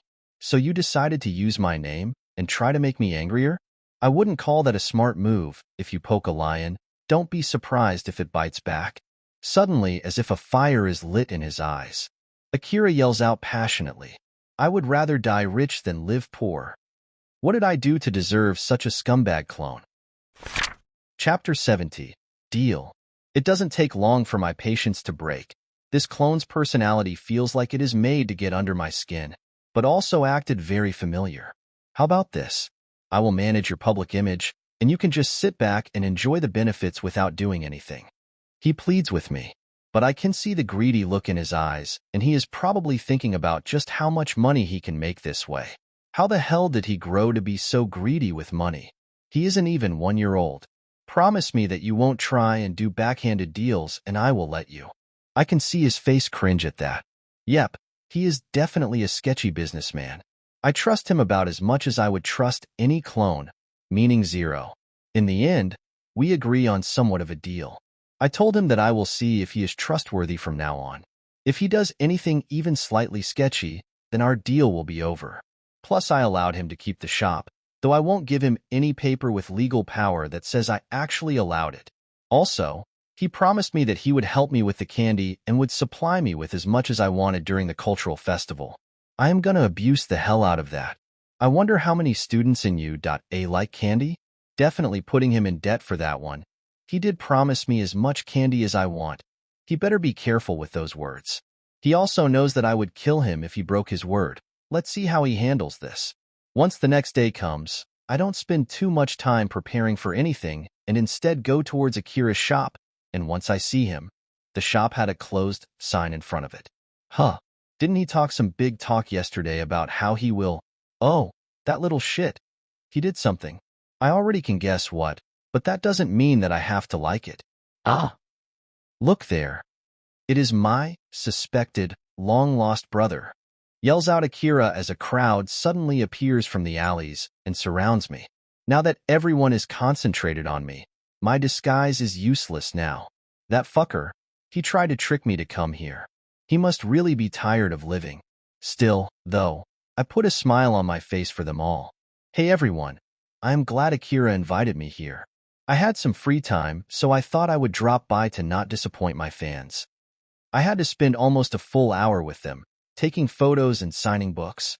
Thankfully, though there were a lot of people, Akira is still someone unknown who just said that a hero would be at his shop, so not many believed him. After that whole ordeal, Akira is alone with me in his shop, and the clone is shamelessly bowing in front of the original with his head touching the floor. Please forgive me. Yeah, he is annoyingly too much like a younger me. Someone who thought that asking for forgiveness is easier than asking for permission. Ah, only now I realize just how annoying I must have been in the younger years of my first life. Okay, I will forgive you. I accept his apology as I look around the shop. Now, I will take everything around here. He pulls his head from the floor and looks at me uncomfortably. Actually the candy here is expensive, and even the earning I had today wouldn't cover for the sweets in here. I look at him strangely. How is that my problem again? And just like that, crocodile teats flow out of his eyes like rivers. Please don't be so cruel. You wouldn't even be able to carry that much sweets. I take out my phone, go online and order a moving truck. Just took care of the carrying problem. I can feel his electricity try to hack into my phone to stop the order, but I casually swipe the electric wave away. 30 minutes later, and Akira is crying on the ground of his now empty shop. I worked so hard for this. It is so unfair. Why can't clones have good things? This is clone discrimination. Okay, he is annoying and I can't stand him another minute, so I just get the hell out of there. I leave him another warning too. Next time you do something like this, I will sue you for defamation of character. I don't hear his answer as I have the truck driver drive towards UA. Overall, quite a nice thing he did for me. Once I arrive there, Aizawa comes to greet me. What is this? I act like I don't notice the annoyed look on his face. This is candy. All perfect dash. Get it out of here. His answer is instantaneous. Okay, but how about we have the students get some sweets, or we give away some for free at our concert? I suggest. In the end, he shrugs. Well, whatever. Just that you are not allowed to bring outsiders into U.A anymore. The unspoken mention here was that Eri is the exception to this. But only the U.A students can participate, and since the USJ attack, a lot of people have been breathing down Principal Nizu's neck. So any incident here will ruin the festival, and it will be closed down. I mustn't allow that to happen, even if I have to fight Gentle Criminal by myself. Still though, in the end, Eri comes here and watches the concert that our class does. I make special effects with my lightning, while Momo deals with the confetti and creating it. Everyone was organized in the class as they were all involved, and me and Momo ending up in the same zone of work. It was all a coincidence on my part. So the little fun that we had behind the scenes wasn't anything that was intentional on my part. Yes, maybe if I tell this lie to myself, it will stop me from spilling out the beans to anyone or giving a hint of it. That was so fun, exclaims Eri as she looks at me. And just like so, November came around. U.A is in charge of looking after her now, says Aizawa casually as he looks at me. Nijire is fixing Eri's hair into pigtails. She looks so cute right now. Mirio has a happy look on his face when he hears this announcement. Anyway, go to the dorms now. Class 1A will also have some visitors, says Aizawa, obviously annoyed by the loud sounds. Later on in the dorms were the wild pussycats, with Kota being there too. The latter which had turned into an Izuku fan. I just smile at this politely. They talked mostly about the rankings and how the new ranking table will become public soon. But their ranking had gone from 31st to the 400th. This was due to one of their members losing her quirk and them not solving any disturbances due to them being hospitalized. Though they still have high popularity polls. Hero ranks are decided by cases solved, which All Might has dominated till recently. I just turn on the TV to see the rankings, and I am surprised by what I see. The hero ranks. Number 10. Ryukyu number 9. Yoroi Musha number 8. Wash number 7. Kamiri Woods number 6. Crust number 5. Edshot number 4. Best Genus number 3. Mirko number 2. Hawks number 1. Endeavor I zone out the others and wait till Mirko's turn comes to speak on TV. Yo, so I decided to make a team now. I know, hypocritical of me to do something like that when I said that only weaklings have hero teams and sidekicks. Well, I want to prove something to a certain someone, so I gotta become a top hero to show him that I can be an amazing hero too. Wow, this is a little unexpected change. She would have been the rank 5 hero, but now she is number 3. She has gotten better, and even has a hero agency. Dr. Garaki Povi, look at the Nomu in front of me. The strongest one that I have made up to date. The dark lab capsules around me don't bother me at all as I can perfectly see its figure. Usually, Nomus couldn't even understand anything. But now, this time I will be expecting results. High end. I call out to him, and the Nomu looks directly at me. Leave it to me, says the Nomu in broken speech. Ah, how amazing. Go on my best Nomu. Boom. Suddenly an explosion happens, and I look towards the experimental Nomus. I see that it is the yellow one. It is very buff with dark lighting like tattoos on him. I used some of the last original DNA I had from that monstrous student. I was creating the ultimate weapon against him, but the first one failed. Let's see the second one. The best, yells out the Nomu suddenly. Looking at High End. Are you the best? The number one? What? Its speech is so clear. Amazing. I have outdone myself. Oh, of course. High End speaks on broken speech, welcoming the challenge. Bzzzt boom. The next thing I see is the High End's head on the ground, being held down by the other Nomu's foot. Am I the best now? Just its shout alone shakes the building. Yes, yes you are. Your name shall now be the best. I relented, feeling both fear and excitement. Never expected this Nomu to leave its confinement. Some trigger word must have been used, something that the original instinctively wanted. What a frightening will, able to even influence a clone Nomu. Chapter 71. The Best. The yellow Nomu pins the separated head of High End on the ground with his foot. Still, High End starts its regeneration. Are you the strongest? Asks High End. The yellow Nomu looks down at him, its eyes shining as electricity crackles around him. Of course I am. Weaklings shouldn't act so tough.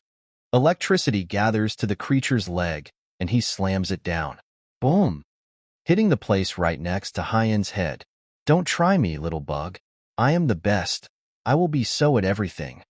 The doctor has a smile as he sees this. How amazing. His body should be weaker than High End. He should be at about the same power as a normal Nomu. At best, he only has a better regeneration. But he was still able to take on the High End Nomu. Though the doctor was amazed by this and a little absent-minded, wanting to know how such an experimental Nomu became so amazing, and even awoke so early? So many questions, but a scientist like him never likes to leave things unknown. But seeing the new Nomu breathing heavily and talking about being the best, he doesn't try to refute it. Plus, he hasn't input the command system on him fully yet. A couple of hours later, after the hero ranking announcement, Hawks and Endeavor are in a restaurant. They sit close to the window with the view of the city, discussing recent events. Ha ha ha, Endeavor, don't worry about it. Though your popularity polls are not as high as mine, I couldn't think of a better person than you to be number one. Your case-solving numbers, and through the roof, and my back isn't enough to put people at ease. Hawks has a joking tone in his voice as he says this, his mind playing back to memories of his childhood and how thankful he is to the man in front of him. TCH, I hate sly guys like you. There was no need for you to speak up for me in the announcement stage. Complains Endeavor, he doesn't care about fame or reputation. He just wants to be the strongest and number one. Though he hates the way he came into the latter title. A number one without being able to surpass All Might. This isn't the way I wanted to win against him. Suddenly they see something dark flying towards them. Boom! It bursts through the window and leaps into Endeavor, grabbing the man by the face and attempting to slam him on the ground. Fwash! A beam of fire engulfs the high-end Nomu, pushing him away from the window. But already as the flames died down, the Nomu was regenerating its skin and had even finished doing so already. Hey must be pretty strong, says the high-end Nomi in broken speech. Immediately Endeavor notices that something is wrong here because as he knows from previous Nomu sightings, none of them spoke like humans. I want to become stronger. I have to beat him. High-end's broken voice rings through. You talk too much, yells out Endeavor as he floats out of the window and goes to grab into the high-end Nomu. The creature is ecstatic at this and goes to use its power and muscle augmentation quirk, but in a bizarre turn of events, it can't use them. Surprised? Smirks Endeavor. You shouldn't have picked a fight with heroes. Iron sand wraps around both Endeavor and High-End and floats them high into the sky. Boom! The High-End Nomu is instantly burned into ashes. The battle is over as soon as it started. In another roof building, Aizawa together with Kaminari and Shinso is also there with his voice-changing mask. "So I didn't really need to come here?" says Shinso, a bored look in his eyes. Kaminari smiles at this. "Well, you were just extra countermeasures. Thankfully the plan went without a hitch and the villains took the bait," responds Aizawa. "It seems like your guess was correct, Kaminari." The reincarnated boy smirks at this. Of course, they went after All Might as the previous number one. Obviously, they would also go after Endeavor-Fwish. Suddenly Kaminari is engulfed in a yellow flash out of nowhere and the flash travels around the sky, leaving a trail behind. Neither Aizawa nor Shinso could react to the beam, though the pro-hero's hair is floating upwards, indicating that his quirk was activated in the split second. Kaminari was taken. I didn't clearly see the assailant, but I was able to cancel his quirks for a split second. Aizawa's mood changes instantly into a fight or flight mode. I can only trust Kaminari to last long enough till reinforcements arrive. But it will be hard to find him, Shinso suggests, trying to stay calm, but he is very panicked internally. Kaminari already predicted something like this and had agreed to put a tracker on himself, just in cases like these, explains Aizawa, shocking Shinso at just how far ahead someone like Kaminari can think, plus the willingness to do something like this. Boom! A couple of kilometers away, in an undisclosed forest, both Kaminari and the yellow electric Nomu crash into the ground.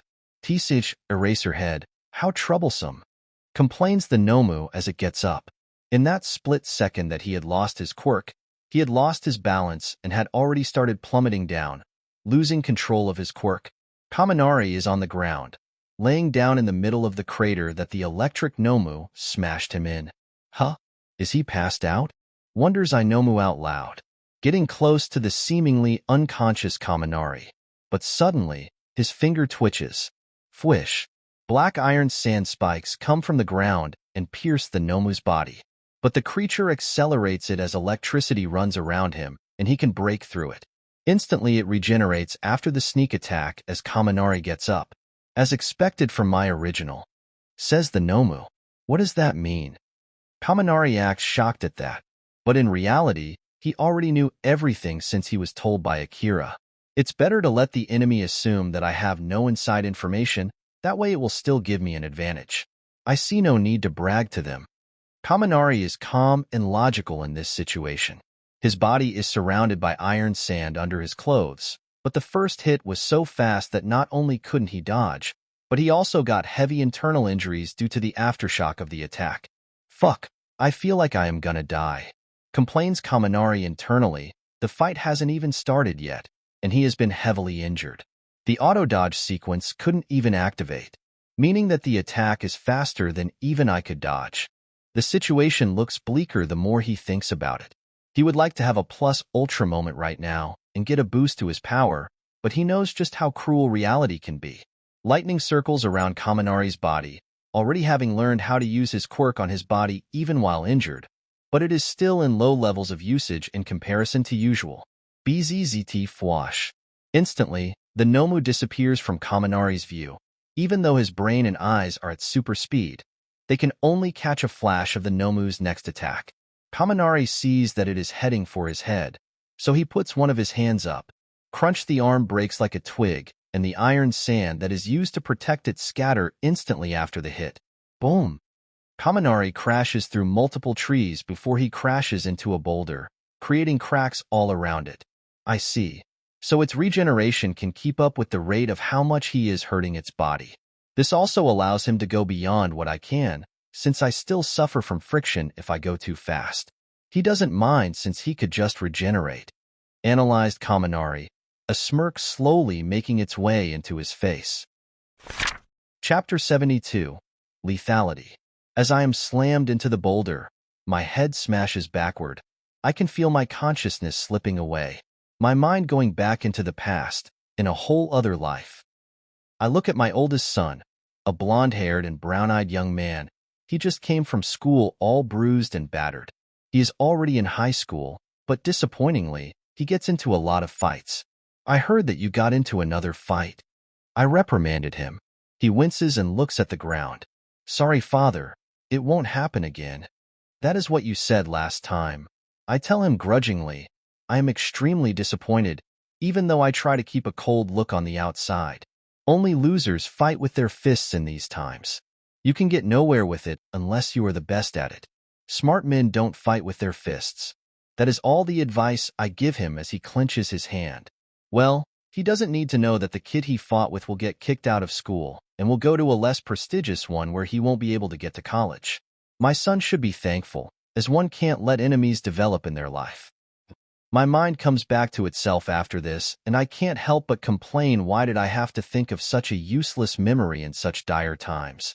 Shouldn't it be a time of his happy moment flashing for motivation? Why is it just the depressive ones in which I interact with my children in my last life? Yes, I know I shouldn't have shut them from the outside world. But it didn't turn out bad in the end. They grew up to become strong, just like me. Just like I was. You are weak, says the Nomu as it gets closer to me. You are not the best, meaning that you are a loser.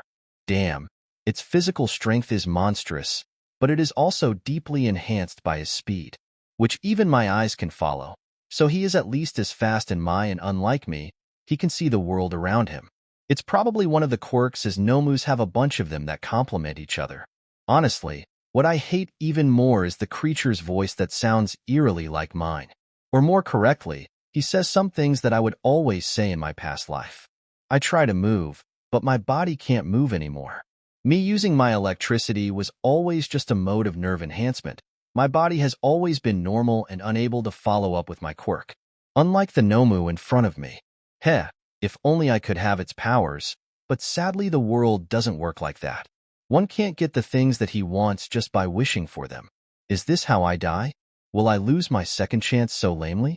I couldn't put up a proper fight, but I am not going to give up so easily. I am a man not afraid of death.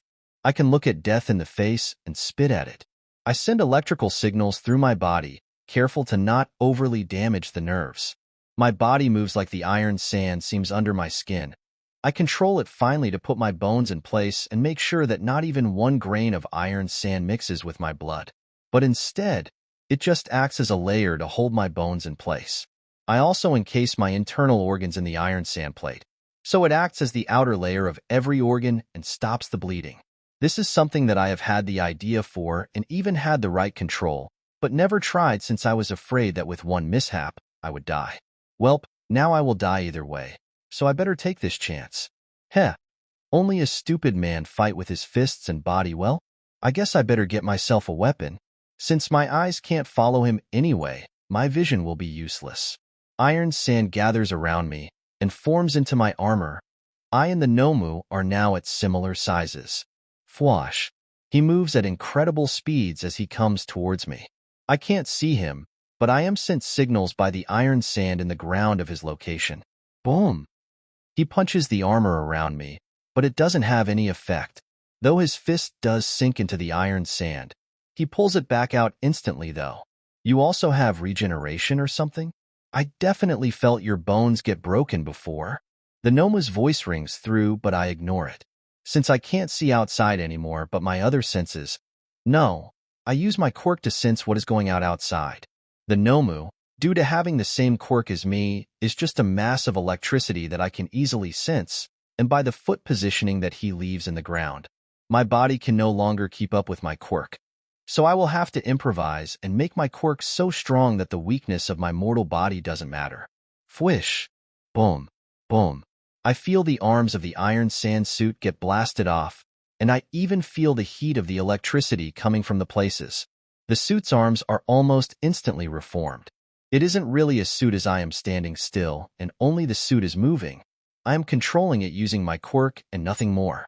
In a way, the suit is like an outer shell, a metallic body that can keep up with my quirk. But while the Nomu blasted my armor's arms, he also didn't do so scotch-free. As he jumps back, his body suddenly stumbles, and he falls to his knees. He coughs out blood. Wow, what?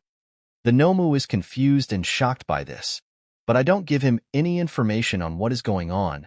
There is no need for scum like him to know. I never give my enemies an advantage, and I despise people stronger and better than me. This Nomu fits all the bills. Even his quirk has more raw power behind it. I absolutely hate it. Cough. The Nomu continues coughing copious amounts of blood with each cough. He collapses to the ground and dies. His cause of death: iron sand poisoning. Small grains of iron sand have been entering his body ever since the fight has started. Slowly his internal organs were infiltrated, and so was his brain. Regeneration might sound cool and strong, something unbeatable without strong firepower. But that is all wrong. The easiest way to take out a super regenerative opponent is from the inside. Because by now, the heart, lungs, brain, and every other organ of the Nomu has been infiltrated by iron sand. One simple command from me, at thought speed, and the Nomu will be killed almost instantly, without even being able to put up a resistance. I would like to keep a pet like it around, but sadly it is too dangerous. Because unlike my previous clone, which I know I can easily best even at his strongest, this one is different. So with one clench of my hand, burst iron spikes explode out of the Nomu's body, and they slowly rotate like a jigsaw, completely turning the creature's body into mush. I don't smile or do anything at this, only looking at the chunks of flesh contemplatively. I know just how close I came to death today. I came unbelievably close to it.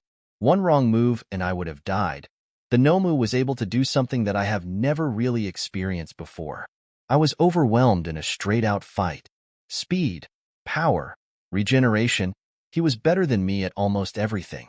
But only a stupid man fights in a straight battle. My quirk's best quality isn't its speed or power. It's just how lethal it can be in my hands. No matter the enemy, unless it's me, no one will be able to survive my iron sand poisoning. I have long since abandoned the thought of growing my quirk more in raw storage power, or such by just training. It is inefficient any longer.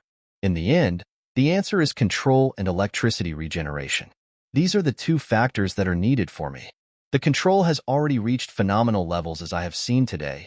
I can do over a dozen things at once with my quirk and I wouldn't feel the burden. But still, I must continue to become stronger. Today was a wake-up call.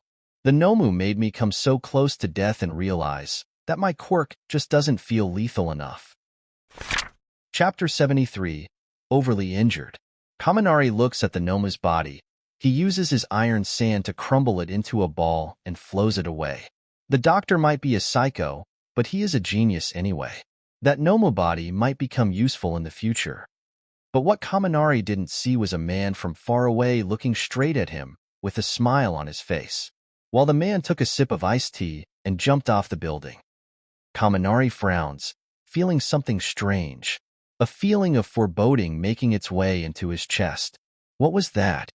He knows that feelings like this shouldn't be dismissed, so he decides to keep his guard up just in case something happens. 15 minutes later, and the whole forest is surrounded by the police force and heroes. Kaminari is just laying against a tree, with a bloody and tired look on his face. Seeing the police, he breathes a sigh of relief. Finally, you guys got here. Be gentle with my body. My bones are all broken. Don't move me around too much. I would suggest you bring recovery lady here as I feel like I am about to pass out. So with saying these instructions, he closes his eyes, unable to keep himself conscious as he stops forcefully using electricity to keep his brain awake. The next time Kaminari opens his eyes, he has a tired feeling through his body. He is covered in bandages like a mummy. Ugh. He moans in pain. My body feels like it's been hit by a hammer continuously and my bones smashed into a pulp. Kaminari, are you okay? His classmate's screams ring through his head, annoying him even more about this. Ah, they are so goddamn annoying. He complains internally. His whole body is hurting and their voices just ring in his head. He opens one of his eyes and sees Momo, Mina, Ajui, and many other classmates. He tried to talk, but he noticed that just breathing feels painful. Are they using enough morphine? This hurts like hell. Did they attach my ribs wrong? Of course, as the U.A medical staff is top level, none of them made such a rookie mistake. But Kaminari felt pain just by being conscious. Though Kaminari doesn't give up that easily and slowly summons up some iron sand from the window, and it slowly flows into his body through the pores in his skin. They enter his bloodstream, and he manipulates them to put his ribs in place and hold them there. Slowly, he starts temporarily patching himself up. But that isn't all there is to it, as he sends a signal to his brain to dull his sense of pain, and slowly, he hats up the iron sand inside his body, and his bones all are surrounded by a metallic shine to it. Which is stronger, bone or metal? Obviously, the latter. Unless one has some quirk, metal is many times stronger. Plus, Kaminari easily can stop the metal from rusting by using his quirk. "Hey, is he okay?" asks Kirishima as he sees Kaminari's face bandages move. "His body is shaking," observes Shiro. Recovery Lady said that even with her using her quirk on him interval to wait for Kaminari's stamina to recover, it will still take a week for him to be able to say anything. Suddenly, Kaminari's body twitches hard. "Someone go and call Recovery Lady," yells out Momo. Tenya is immediately up for the job as he dashes off. Kaminari stays conscious through the whole self-procedure. Metallic bones acquired, he thinks, and as Recovery Lady comes into the room, she sees him awake and immediately uses her quirk on him. Immediately, Kaminari feels his body heal even more and his skin reattaches itself, and the open wounds stitch back together. Others, go outside and don't come back for today. Recovery Lady orders the other students away. After they all go away, she looks at Kaminari and frowns. "Brat, what the hell are you doing to your body?" Kaminari doesn't answer that. Beeps. Suddenly, the computer at the side of the room turns on and a robotic voice speaks. "I have experienced a quirk awakening. Also, I can't speak with my body, so I will be using this." He has long since experienced his quirk awakening, but this is the way that he will start categorizing any ability that he doesn't want to explain. After all, with the information he has, the electricity category quirk type would experience an evolution with crazy villains and heroes appearing from it. But Kaminari would never do something like that. He would rather keep it to himself. "So what did you do to your body?" asks Recovery Lady again. She can feel something is wrong. "Can you bring the computer closer? It's hard to control it from so far away," says Kaminari's robotic voice coming from the computer. "Stop changing the subject," yells out the old woman. She knows just how hurt Kaminari was. He had taken damage that would have at best crippled him for life. But thankfully the bones were all set perfectly, so her healing then just held everything together so he could be moved away. This kid, he is experimenting with his body. Kaminari stays quiet for a couple of seconds. "Nothing too troublesome. I just put my bones back in place before passing out. I am talking about now. Why was your body convulsing?" Recovery Lady is a top medical worker. She knows human bodies perfectly, and she also has plenty of experience dealing with injuries. "It was just me trying to use my quirk and accidentally shocking myself." Kaminari lies through his teeth. His robotic voice makes it hard to read his emotions.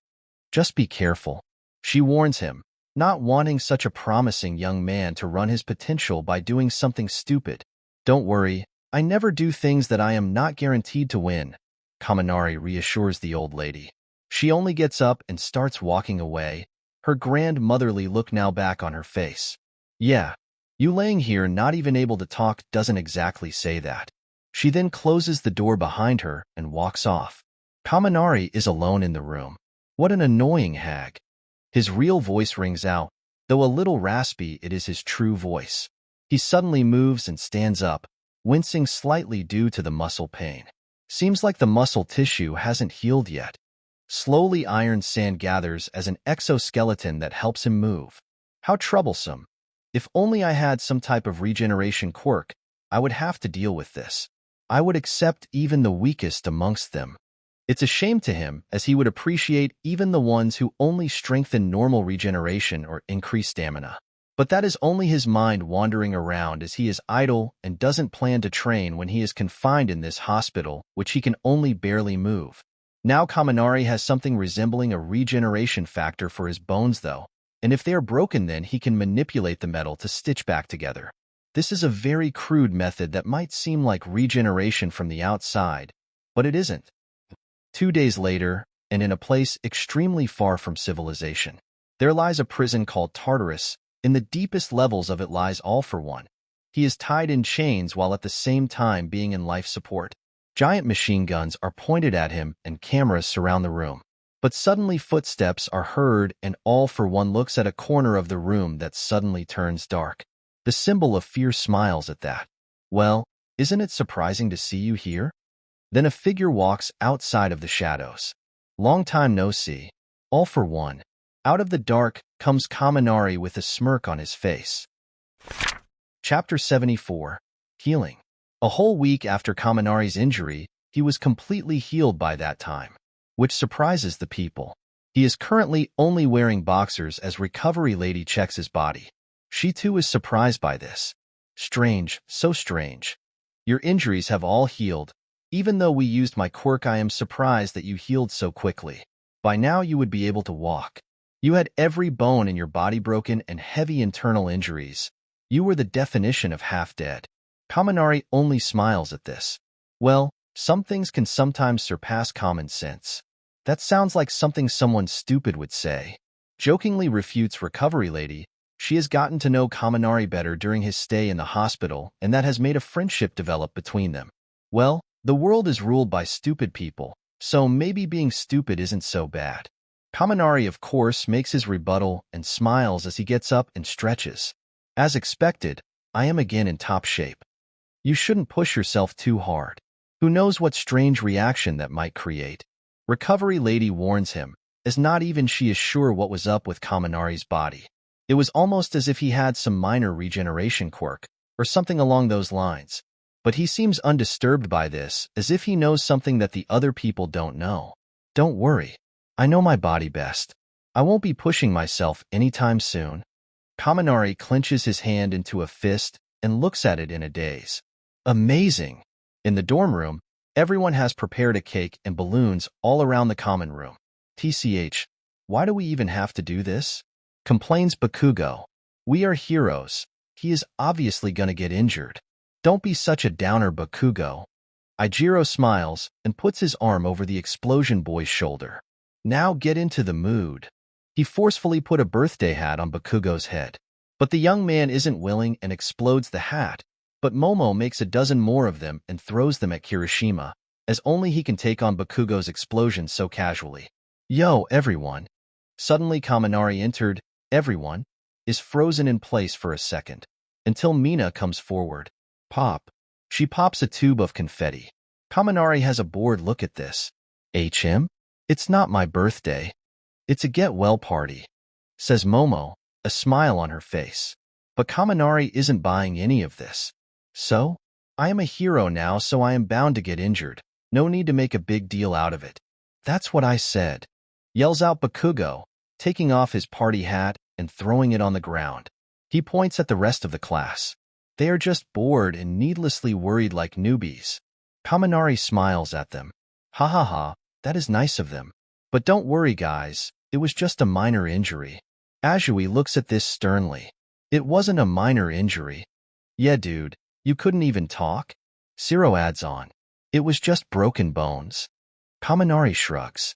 With Eri and Recovery Lady on our side, as long as we are not dead, then we will survive, all right. The rest of the class shudders at that. Recovery Lady had generally described his injuries to the class when they went to visit, and that was already after she had used her quirk to heal the major damages. Just the thought of the injuries makes them shudder. Anyway, since you prepared all of this for me, Kaminari looks around, his smile widening. Then let's party. He spends the rest of the day with his classmates through the night. Midoriya somehow passes out drunk by drinking relatively alcoholic drinks. Well, since they are all underage, none of them drink either. But they do have some delicious food cooked up, and the relationship between the class grows even tighter. Kaminari even makes some more moves in Momo, though they still don't go full out since they are still within school vicinity and relationships inside school grounds are forbidden. It was Momo who was more of a stickler for the rules, since to Kaminari, rules like that were meant to be broken. Sadly, the rich girl doesn't have the same moral standard as him, and even though due to spending time with Kaminari, she has started treating rules more like guidelines, she still wouldn't like to break them. After the party, everyone goes to sleep. Boom! Kaminari is awoken in the middle of the night as an explosion rings out. But immediately he can easily guess what is going on. Izuku probably just had his first quirk singularity experience. Soon he will awaken the quirk Black Whip. Already Kaminari knew that something like this would happen, though he didn't expect it to wake him up annoyingly. So, he just went back to sleep. The next day he wakes up. He sees Izuku in a trace, and at breakfast, the OFA holder is looking at a cooked fish head with a dull look in his eyes. Is he okay? Asks Mineta, judging the person next to him. Azui just shrugs. Well, he was awake all night. Kaminari is just scrolling through the recent news and using his quirk to charge his phone. He sees that sadly his fight with the electric Nomu didn't appear in the news, which sucks for him since he wanted some more fame. But once he contemplates this, maybe this is better since at least this way his wrecked body and injuries won't appear in the news. He must have that image that he is undefeated. That is how a symbol of peace is. It feels like I did all of that work for nothing, because if it isn't written somewhere or the story isn't told, did it even exist to begin with? Kaminari understands the reality of this world. What isn't documented won't be remembered in the future. The whole legend of King Arthur was born just from his name being mentioned in another book. If it wasn't, then no one would care. History knows only documented events. The other things would be the same as if they didn't exist to begin with. As the classes start, Aizawa notifies them about today's plans. It will be a battle trial, but this time, it's between the two classes 1A and 1B. You know the drill. Get in your costumes and meet me in training ground Gamma. Yoni then just picks up his sleeping bag and walks off. Kaminari immediately stands up and acts as the class president should. Okay now, everyone, you can get in your hero costumes when we arrive there. No need to do so right now. One Class 1A arrive at the training grounds and changed into their hero costumes. They also now have a winter edition and have some more thick clothing. Even Momo, who has to have a lot of her body exposed to use her quirk, is wearing a cloak due to the cold. Bakugo looks at his think shirt and contemplates keeping this outfit during summer too, since it will help him sweat even more and create bigger explosions. Though his suit will have to be modified for it. Bah ha ha ha. Suddenly Monoma's loud laughs ring through the field as Class 1B comes through in their hero costumes too. Class 1A. Today we will show you how much better Class 1B is dash pow. Kendo Karate chops him on the neck, knocking out her classmate instantly. She looks at Class 1A with an apologetic look. Sorry about that. Nice knockout chop. Kaminari compliments her. He is truly impressed by that. Usually one would use more strength in a chop, but Kendo used just the perfect amount. Kaminari, stop sucking up to her. Aizawa intervenes out of nowhere. Vlad King and Shinso beside him. Will be a group battle. This next to me is Shinso, and he will be joining one of your four-man teams. Once for each class. He then explains more in detail how the battles will go, and Kaminari smiles at this. He is best at team battles. Well, Class 1B don't have that big of an impression of me. Well, they do, but it must be bigger. Also, I should be careful around Kendo and that Yui girl. I have Momo now. I don't want to make her jealous and act flirtatiously with other girls while around her. Chapter 75. Victory is like a drug. My name is Hitoshi Shinso. Next year I will be in one of the hero course classes. He introduces himself. I don't plan to be in general studies for long, so don't take me lightly. My quirk is also brainwash. As long as you respond to me, I can take control. Oh, he just said his weakness outright. Kaminari smiles. But he looks at Shinso's capture tape with a black mechanical face mask. It must be his voice changer. That will take his quirk to another level.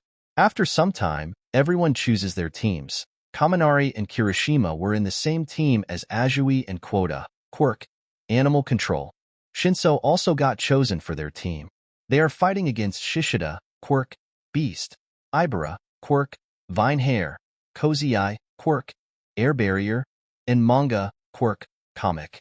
Truly a unique combination, and immediately the Class 1B team plan on how to take on Kaminari. Ibara is the first to come up with an idea. Kaminari is our main problem.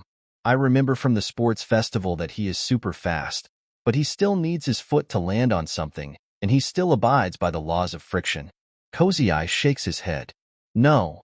Haven't you seen him in the fight against that super strong villain All for One? Kaminari can also fly. TCH, he is like a cheat character in a video game, complains Manga. Shishida also thinks about this. Well, I think that it also would be better to have him flying, since at least then we can see him when he moves. Ibara nods at that. That is correct. He is extremely strong. But as long as we have a strong will, we will be able to defeat him. Cozy Eye looks at her weirdly. Ugh, Ibara, don't enter into one of your traces again. We all need to be very concentrated on this fight. On the other team, Kaminari has taken the leadership role, and he feels extra lucky today since he has Shinso in his team. Anyway, since we are a team, we should solve this as a team. Explains Kaminari, he doesn't plan to fight alone in a team exercise. Plus, he doesn't underestimate his enemy, and if he had the opponent's quirks, he can think of a couple of ideas of how to trap himself. So with those thoughts in mind, he doesn't dare underestimate even someone of Minetta's powers. Sticky little fuck will be quite troublesome if he learns to use his quirk correctly. Start. A robotic voice rings through. Ibara immediately uses her vine-like hair to change the terrain around her, covering it all in vines. This way at least they are confident in seeing when Kaminari comes by land. Boom! Suddenly a huge explosion rings out. Is it Kaminari? Asks Cozy Eye, a panicked look on his face. Though he has prepared himself to fight against Kaminari, fighting him for real is a whole different thought. No, Ibara shakes her head. It is the Red Riot guy. I will take care of him, Shishida announces, his body slowly enlarging as he turns into a beast. Kaminari is the worst kind of opponent for a close combat fighter like me, so I will hold back Kirishima and the others. Shishida knows best that even if he somehow was able to miraculously hit Kaminari, the one going down would be himself since his opponent's electricity would go into him. Fwash. He jumps up and goes to land towards Kirishima. Shishida, be careful. Ibara's voice rings out. Don't dash. Shishida is about to answer, but in that instant, he loses control of his body. Shinso, who was atop one of the buildings, smirks at this as he has his voice-changing mask on. Fwish. Kaminari also appears next to him and sees that already one of Class 1B is under his control. You did very good, Shinso. As expected, you didn't disappoint.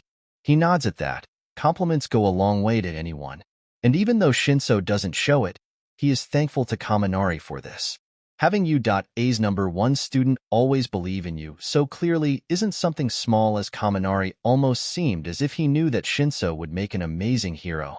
Fwash. Azui swings by and goes towards the center of the vine-like forest. Ibara sees this and frowns. The fight will last just 20 minutes, and after that, it will end in a draw if none of them get captured. Pulling a draw against Kaminari and his team is the best that we can hope. Though she said big words on the outside, internally she was hoping for a draw at best. But she can't express her real opinions since that would lower morale. How unlucky of me to be paired against someone like that. Anyone else, and we would have stood a chance, sadly. Fwash. And at that moment, as if to dash all of their hopes, a giant wave of iron sand surrounds all of the terrains that Ibara has trapped with vines. Ah, bad luck indeed. And he seems to have grown stronger too. What an amazing hero he will make. None could do anything as the iron sand came upon them. The amount of iron sand was mesmerizing, and Kaminari was floating with a pile of iron sand below his feet. Quota is next to him, shaking at this since he is afraid of heights.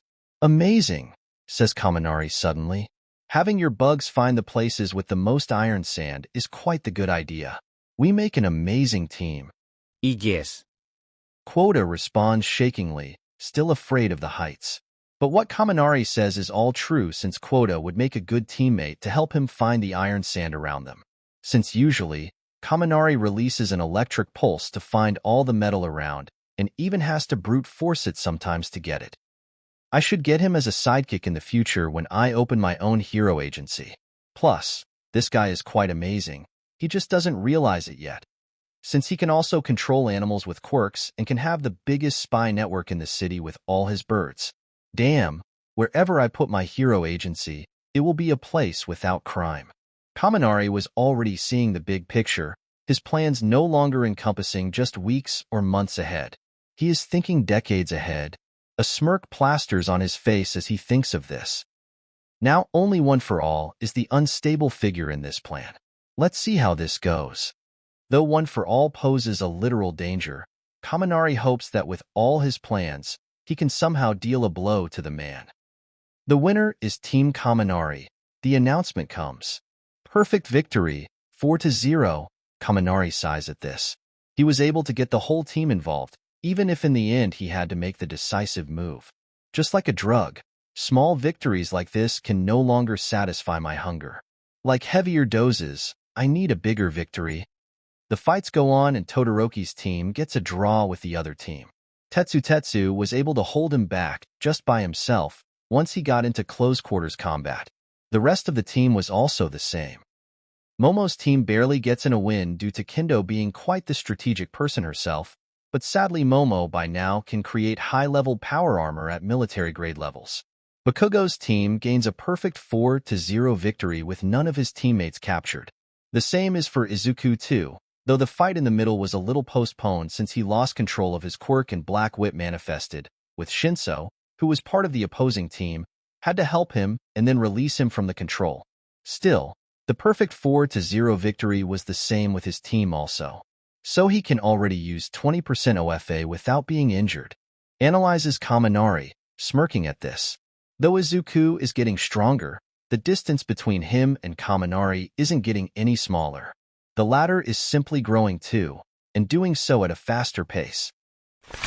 Chapter 76 approaches. After the fights, Kaminari has a smile on his face, but Momo notices something strange.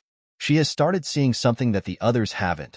When Kaminari is truly happy, he would come and try to push the boundaries with her. But now he isn't. He might have something on his mind? Of course, she understands that he must be thinking of something important. Momo decides to not disturb him. She understands when to not be too clingy. Maybe Kaminari likes clingy girls? If I don't go to him right now, might he think that I don't care? But what if he finds me annoying if I go there? Her mind overthinking things as she contemplates if she should approach him or not. Unlike Kaminari, she doesn't have enough experience dealing with people, especially with a boyfriend like Kaminari who seems too good to be true. Sometimes it felt like he could read her mind and see what she wanted. After the class sparring is over, Kendo approaches Kaminari with a smile on her face. Momo looks at this from the side. She can see that Kendo is a pretty girl and truly outspoken. She can't hear what they say, but Kaminari waves at Kendo and walks away towards Momo, which causes the latter to blush lightly. Yo, Momo. Kendo from 1B asked me to train together sometimes. He says with a smile on his face. So I was wondering if you would like to join us. I would like it if you were there also. Yes. Announced Momo a little too emotionally. I don't want Kendo getting alone time with Kaminari. That just seems like a formula for trouble. She trusts Kaminari, but as her mother used to say, every man has a beast inside of them that is awakened once provoked. Kaminari saw Momo's resolute eyes and was confused about what she might be thinking about. What is with this fire in her eyes? Momo's resolution reaches sky high as she just thinks of Kaminari being with another woman. She doesn't want that. On the other hand, Bakugo looks at Izuku as he has a weird expression on his face. Did the loser gain a new quirk? No. Is it All Might's quirk reacting somehow? Already he has figured out what's going on with Izuku, so now he just has to contemplate some things. Oi, Deku, what the hell was that? He asks rudely while approaching Izuku. The green-haired student also has an unsure look on his face. I don't know. I was going to ask All Might after this. Okay. I am coming with you too. He too was curious what was going on. In All Might's office, they explain what is happening, and All Might is in scrawny form. Bakugo was not surprised since he already knew about this too. I have no idea, says All Might. He looks at his palm and clenches it. This hasn't happened to anyone before, but there are theories of quirks evolving with each generation. It could be something like that. Young Midoriya needs to get a handle on One for All soon. I can already feel the remnants of the quirk within myself start fizzling out. All Might is worried that he won't be able to see 1 or 2 months before he won't be able to use his power for more than a split second. As he thinks this, the figure of another a student also appears in his mind. What about Kaminari? Asks Bakugo. He also seems like he has 2 quirks? Ah, that is a whole different situation. Analyzes All Might. A smile appears on his face. It's an awakening. During a big emotional moment, one's quirk can evolve and do something that it couldn't do before. But the happening is so rare that even of all the heroes, I don't know anyone else other than Kaminari that it has happened. So it's that rare. Wonders Bakugo, thinking about something. Yeah, Kaminari is quite amazing, isn't he? Midoriya looks at the ground as he says that, not having the courage to face All Might. Don't worry, young Midoriya. You have as much potential as young Kaminari has. All Might tries to reassure him. As long as you train, you will be able to catch up to him. All Might was confident that as long as Izuku trained, he wouldn't be behind Kaminari. Though Kaminari is a brilliant kid too, his quirk has been taken to levels that were unthinkable before. Young Midoriya will have a hard road in front of him if he keeps comparing himself to his classmate. Kaminari is a born prodigy. Ever since his preschool days, everything he did screamed brilliance. At the same time, Momo and Kaminari were doing some class president duties and were making out in the storage room. After they were done, they both fixed their clothes and went towards their dorm. They are a little surprised to see everyone in Class 1A and 1B hanging out together. Momo smiled. How nice, everyone is getting along. Kaminari agreed. True. Both of them ignored Mineta, who has been tied up to a chair and forced to watch some TV show. Kaminari assumes that he did something indecent when Class 1B came around, so the girls tied him up. Yo, how nice to see you guys again. Kendo's voice comes as she darts towards them. Everyone told me that you had some work to do. Does the Class 1A president have more work than 1B's? I too am one, but I don't have that much work. Momo blushes as soon as she says that. Kaminari sees this and he gets nervous at this since his secret girlfriend is a terrible liar. His mind works at top speeds and he comes up with his lie.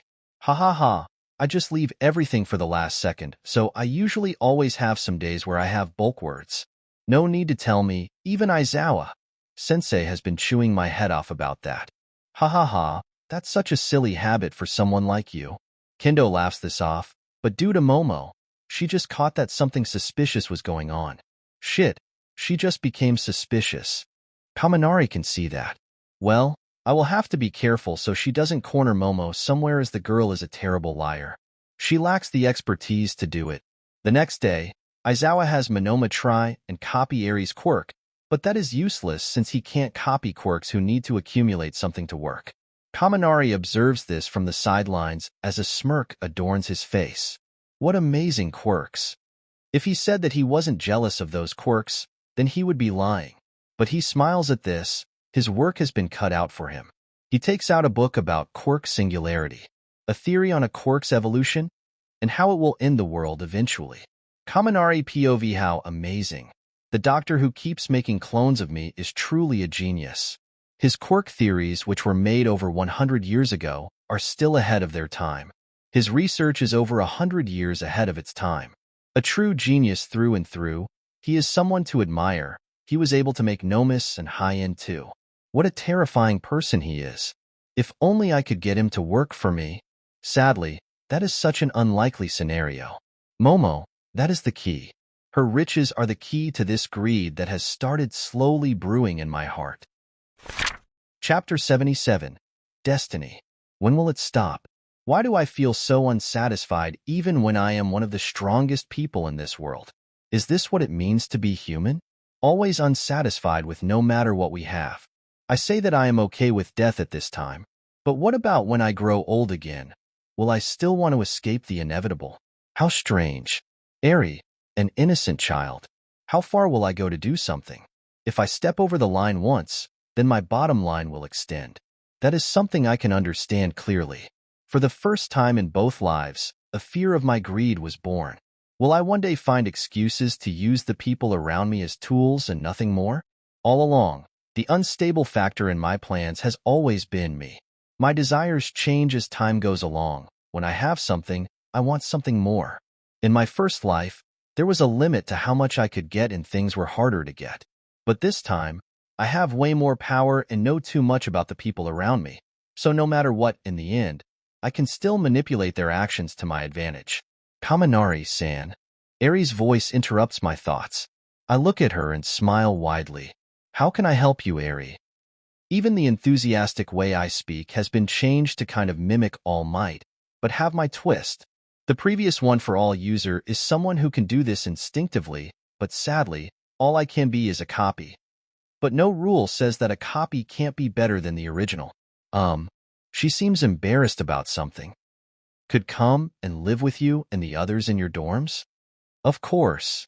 I give her a thumbs up. That would be so cool. So cool.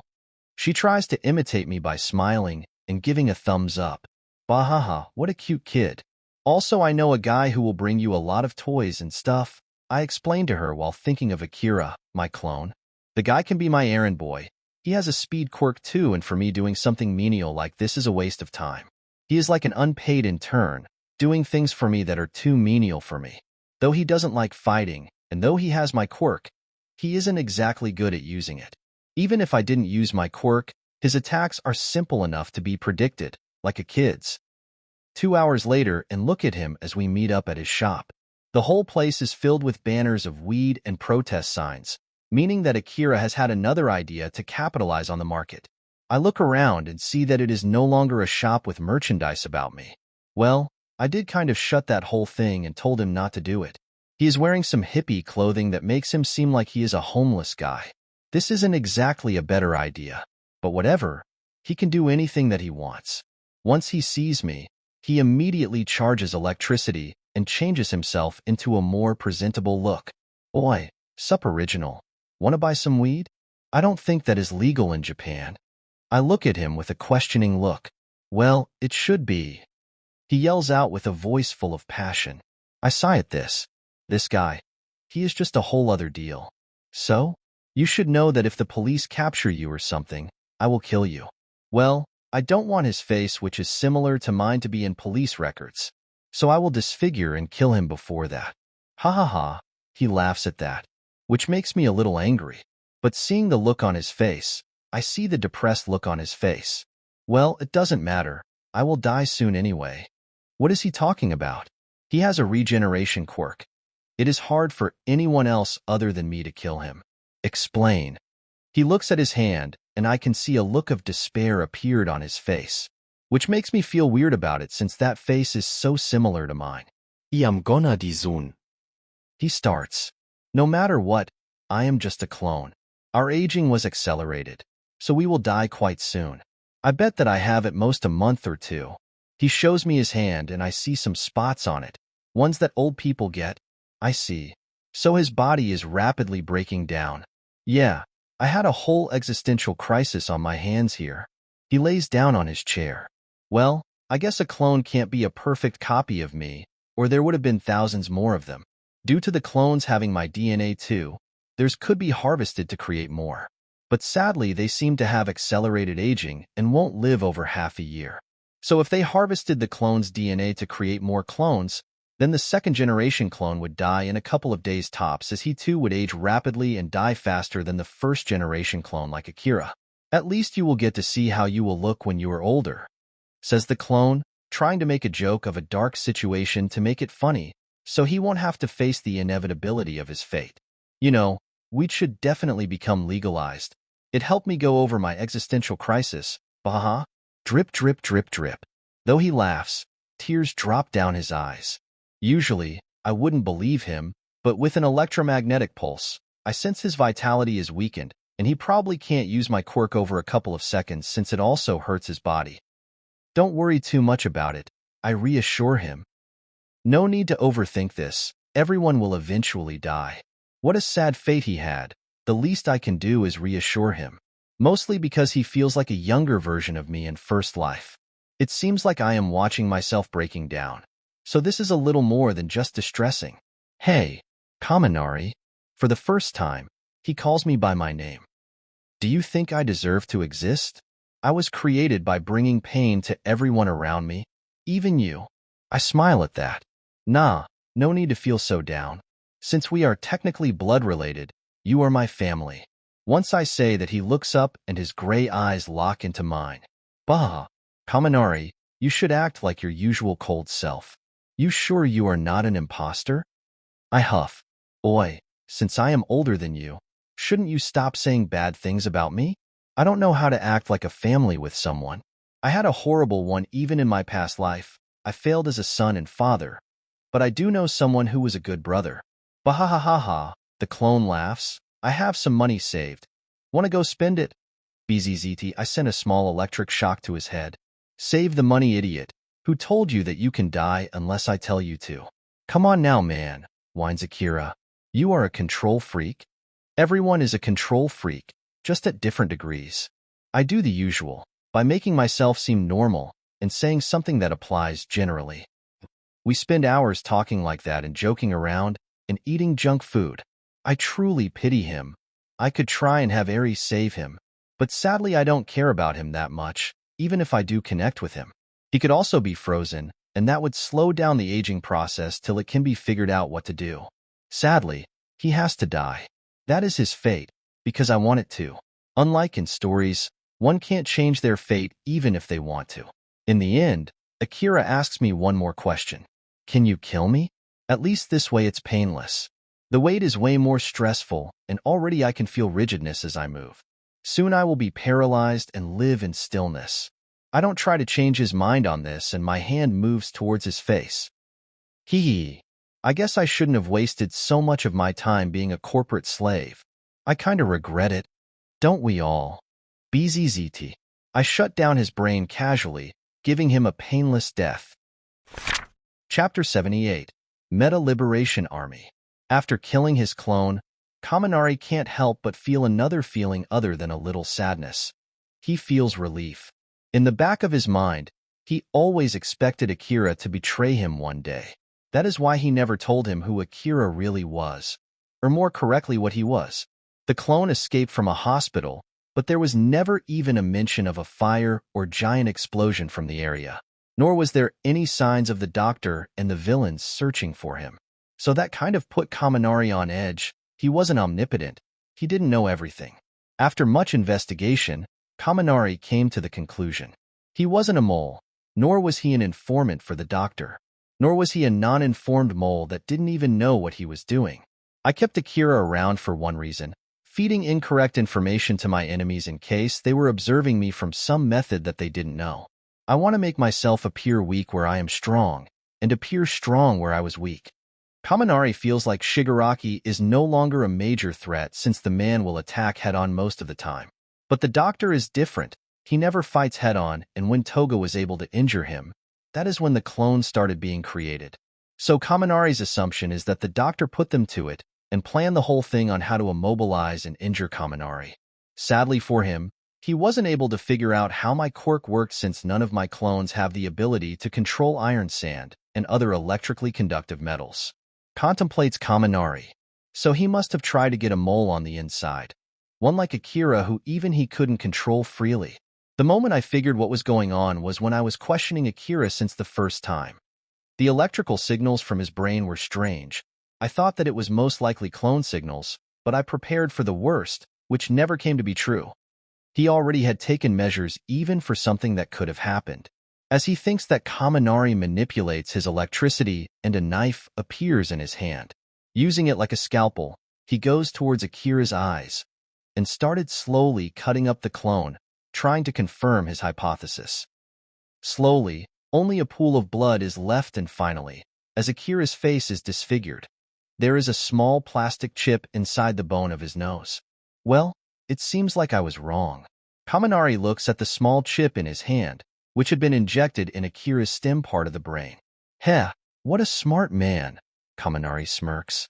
Seeing the chip was made out of plastic, he couldn't sense it. It was most likely made to fool the clone since he had the electric signal sense quirk too. But it also worked against me, not knowing that I can do the same thing with just my quirk. I knew something was strange the moment I saw that my clone was better at spreading an electromagnetic sense field than me when we tried to sense any cameras around. Kaminari slowly started to piece everything together. Thankfully, I never told him how to use his quirk as I do. Well, at least this way. The doctor has multiple wrong leads to go on, and sadly for him, I was already spying on him too. Kaminari can access and erase himself from camera recordings, so he also knew how to spy on the doctor from the cameras at the hospital he works at. Even his personal cameras to observe the new high-end Nomu have been hacked. What a neat new ability. Thanks to Akira, I have been able to use my quirk differently and have already long since surpassed his usage. Even if he has a quirk especially for camera espionage. I copied him, but no rule says that a copy can't be better than the original. Slowly, electricity leaks out of Kaminari's body and it builds up around Akira's corpse. The heat released from it starts burning the body and Kaminari goes to open the window to release the fume. Don't worry, Akira. While the world won't remember you, I will. Kaminari gives a reassurance prayer to his clone. Damn. So that is how we will all inevitably end? Some new ambitions are born inside his heart. His endless, normal human greed shows its head once more. He wonders if this is how he will also end up. For a split second, his true feelings are shown on the outside and a chilling cold look appears on his face and his eyes turn dark. Since the day he killed his clone, Kaminari spent training to take his mind off his inevitable death, which could happen soon or even decades into the future. But in the end, he still stays quiet on this and keeps these feelings of his under control like he always has. Showing one's true emotions expresses weakness. That is how the real world works, sadly, because nothing will be fixed by crying about it. So join our Detonarat customer base, so no matter what quirk you have, you will get new and fashionable clothes for yourself. But he looks at the commercial on his TV. His thoughts on the thing unreadable, and in the end, he smirks. He then changes the channel. Strange sights of dismembered fingers have been found all across Japan. It is unidentifiable who they belong to, but they belong to the same person. Everything is going along as it was supposed to. Contemplates Kaminari. Well, at least in some way, as everything is going to change from now on. Kaminari, you there? Momo's voice comes from the front door, and he immediately turns off the TV. Yeah. He answers casually before going to lay down on his bed. She enters his room and frowns while looking at his bed. It's smaller than I thought. Trust me, it's bigger than it seems. She is confused by Kaminari's snickers. The bed, he clarifies. I was just telling you that the bed is bigger than it seems, and it can fit us both when we start. No one around me is in their rooms. Momo seems embarrassed by this, and a little unsure. Fwash. Kaminari gets up and appears in front of her, his hand touching her face. Don't worry about this. You trust me, right? Momo meekly nods, her heart racing at what she is about to do. Leave everything to me. Kaminari's whispers reassure her, and he smiles at this. At the same time, in another place, Shigaraki looks at the man in front of him. He has a big nose and a receding hairline. He is Redestro, another villain with great ambition, but unlike Shigaraki, he hides in plain sight and has over 100,000 members in his Meta Liberation Army. You are ballsy, I will give you that, says Redestro, a smirk on his face while looking at Shigaraki. Toga was on the ground, blood around her so she seemed half dead. Compress also had his mechanical arm ripped to shreds. Shigaraki has a mad look in his eyes while looking at Redestro, who hadn't even started using his quirk, but he is surrounded by thousands of his subordinates who helped him, so he didn't need to even get serious here. You want to destroy everything, clarifies Redestro. You act like a mad dog, so you will get put down like one. Why, you bastard? Shigaraki is angry at this. Smash. Boom. Chapter 79. Smash. Smash. Boom. All Might's voice rings through the field of the destroyed city. Both the 100,000 members of the Liberation Army and the handful of Villain League members stop in their tracks. Due to Twice and Dabi being dead, the Villain League doesn't have the same advantage that they would have usually. Everyone has a nervous look at this. Redestro thought that he had kept quiet about this since the whole city of their battle is part of the Meta Liberation Army.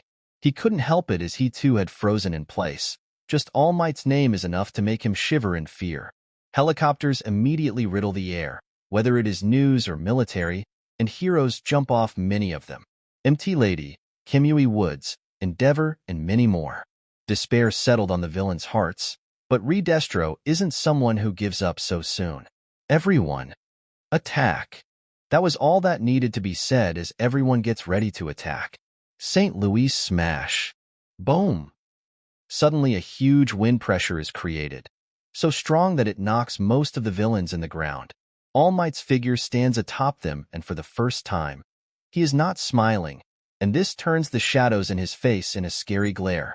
You should stop this, or else I will be provoked to act rougher. To anyone who gives up, we will give you a chance to continue to live your normal life. I think that we should give up. Listen, man. I didn't sign up to deal with All Might. I like the liberation cause, but not enough to die for it. Everyone here was human too, and at the thought of spending the rest of their time in jail, they don't want that for themselves. So this causes many to panic. But at the same time, over 99,000 fighters lost their resolve to fight just because of All Might's presence here. Also, Endeavor joins the number one hero, and they stand side by side. Shit. Redestro is stressed out by this immensely by the development of the situation. Just All Might's name would bring people that would normally give their life for the cause to their knees. His mind works at top speeds to figure out a way to get out of this, and in the end he straightens his back and points at Shigaraki. This villain attacked us. Cut the crap. We know what you have been doing too. Scowls Endeavor. But the Meta Liberation Organization is just a peaceful group who protests peacefully and would like for a world where everyone can use their quirks fully. Redestro uses his expertise in business to make himself not sound so bad, and calling the Meta Liberation Army not an army but an organization makes it sound less threatening. We are peaceful, but those scum of the Villains League are not. They just want to destroy everything. We only want a peaceful society where everyone can use their quirks in peace and without fear of discrimination.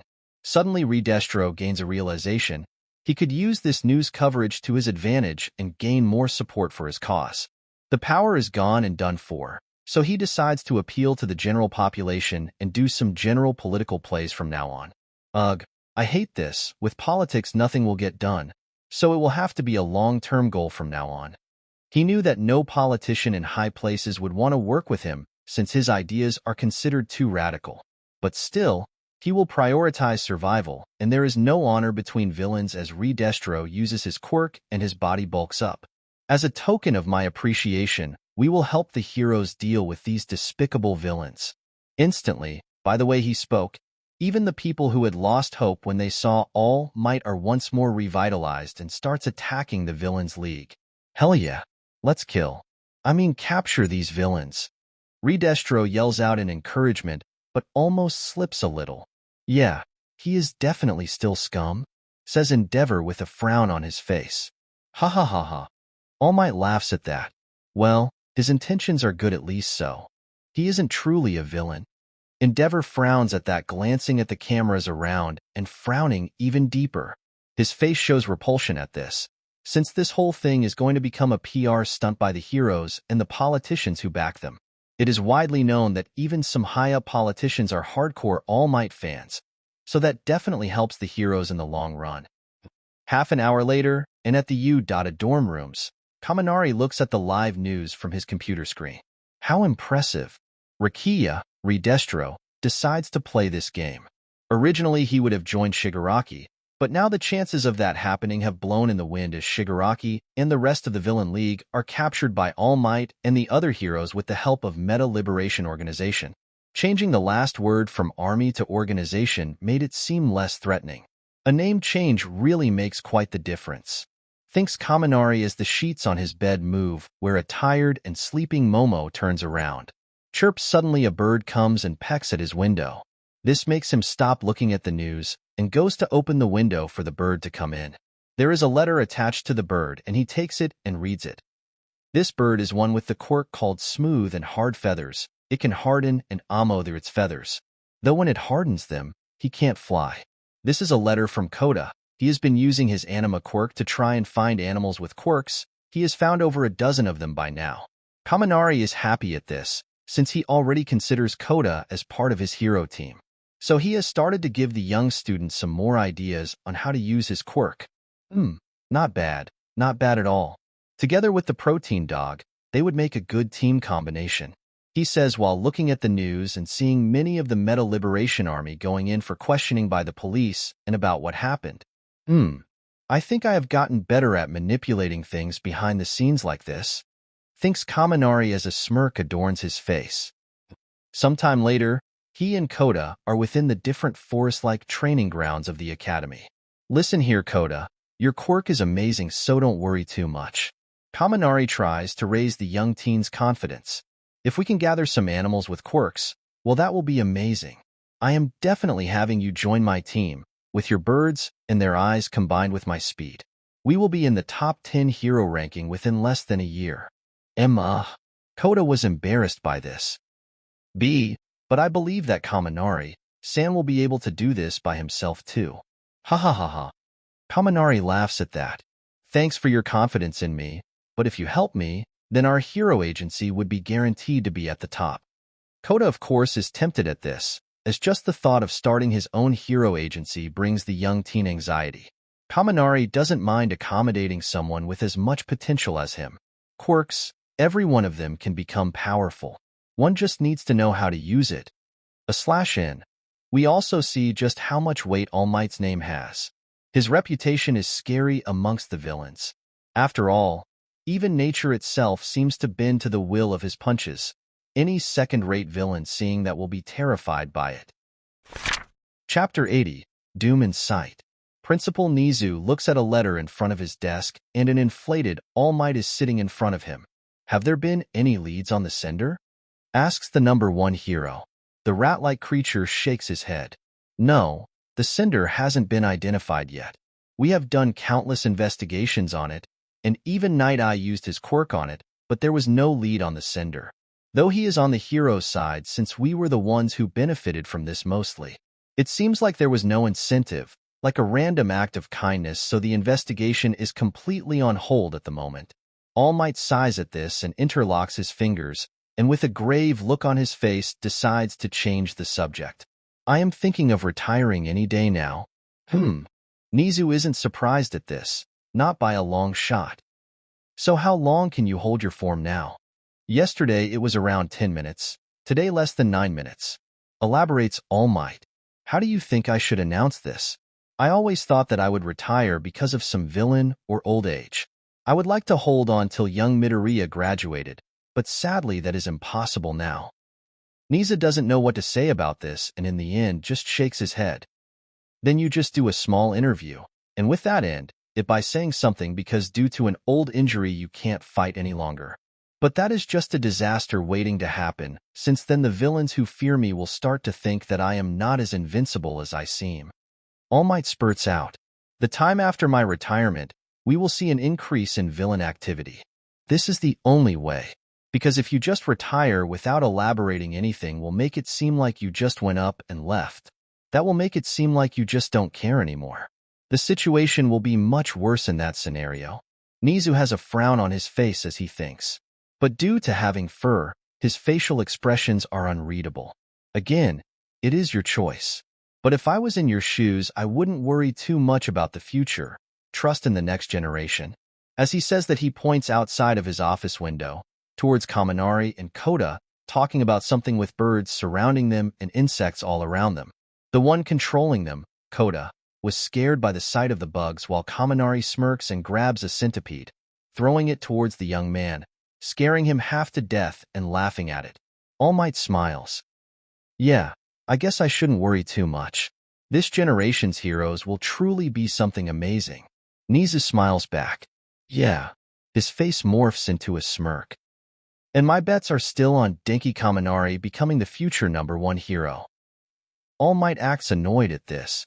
You and Aizawa are going to win a lot of money on that bet. Bah-ha-ha-ha-ha. Nizu laughs out loudly. Hell yeah. Midnight wanted to change her bet too, from Todoroki to Kaminari, but sadly for her, there are no changes now. Bah-ha-ha-ha-ha. Though the amount of money being bet on it isn't a lot, Nizu is more satisfied with winning this whole thing. All Might only sighs with a satisfied smile on his face. Then he looks at Kaminari and Koda, who now are joined by Momo and Jairu.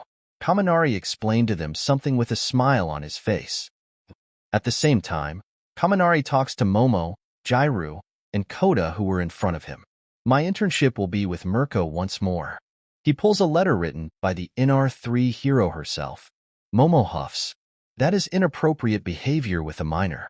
What is inappropriate about it? Jairu is confused by this, causing Momo to blush at that as she realizes that she is the only one who thought that Mirko sending Kaminari a personally written letter was weird, since most of the agencies just do a formal application which the student accepts. But her mind went the other direction. Due to having a relationship with Kaminari, she has started seeing certain things differently when he is involved. I am just getting worried about nothing. Mirko is in her mid-20s and a hero, so in no way will try to seduce Kaminari. Plus, she doesn't seem like the type to do something like that. Momo reassures herself. If she said that she wasn't jealous, then she would be lying. After all, he is the type of guy who seems to attract females towards himself without even seeming to want to. Every girl in the class would go out with him if he asked them out. What a troublesome boyfriend I have. As she thinks that, she smiles while Kaminari continues to explain a super move that all four of them could make together. At the same time, in an undisclosed location, an offland island, Tartarus, the prison for the worst kind of villains, is there. And even amongst them, 500 meters underwater. All for one lays on his chair when he senses Shigaraki enter the prison and out in a call about 300 meters underwater. All for one doesn't say anything for over an hour as the event happens. But suddenly a smirk appears on his face. That kid is something else. He truly did what he said that he would do. He is really useful in situations like this. Suddenly electricity crackles around All for One's body for a split second before he ends the flow of it. This quirk truly is hard to use. Even with superintelligence and comprehensive enhancement, it will take 3 more months to get it to the level I need it to be. In the control room, the guards only hear a distorted voice, so they can't make out what the villain seems to be saying out loud. All for One just smirks at them mockingly. He has to entertain himself in some way here, and there are only a limited number of things that he can do. The next day, as Kaminari walks towards the Mirko Hero Agency, and their main branch isn't too far away from the school itself, Kaminari has a smile on his face as he walks along the roads, this time without a disguise, so a lot of people came out to greet him, and even some reporters asked some questions. He didn't mind answering them, but suddenly everyone stops and no longer pays any attention to him as all of the monitors around the city have only one piece of news. An All Might interview with the headlines, All Might retiring? Who is that? The people around started asking questions as they looked at the live TV interview. I dunno, he is kinda thin. But who cares, where is All Might? Doesn't that zombie-looking man have similar hair to All Might?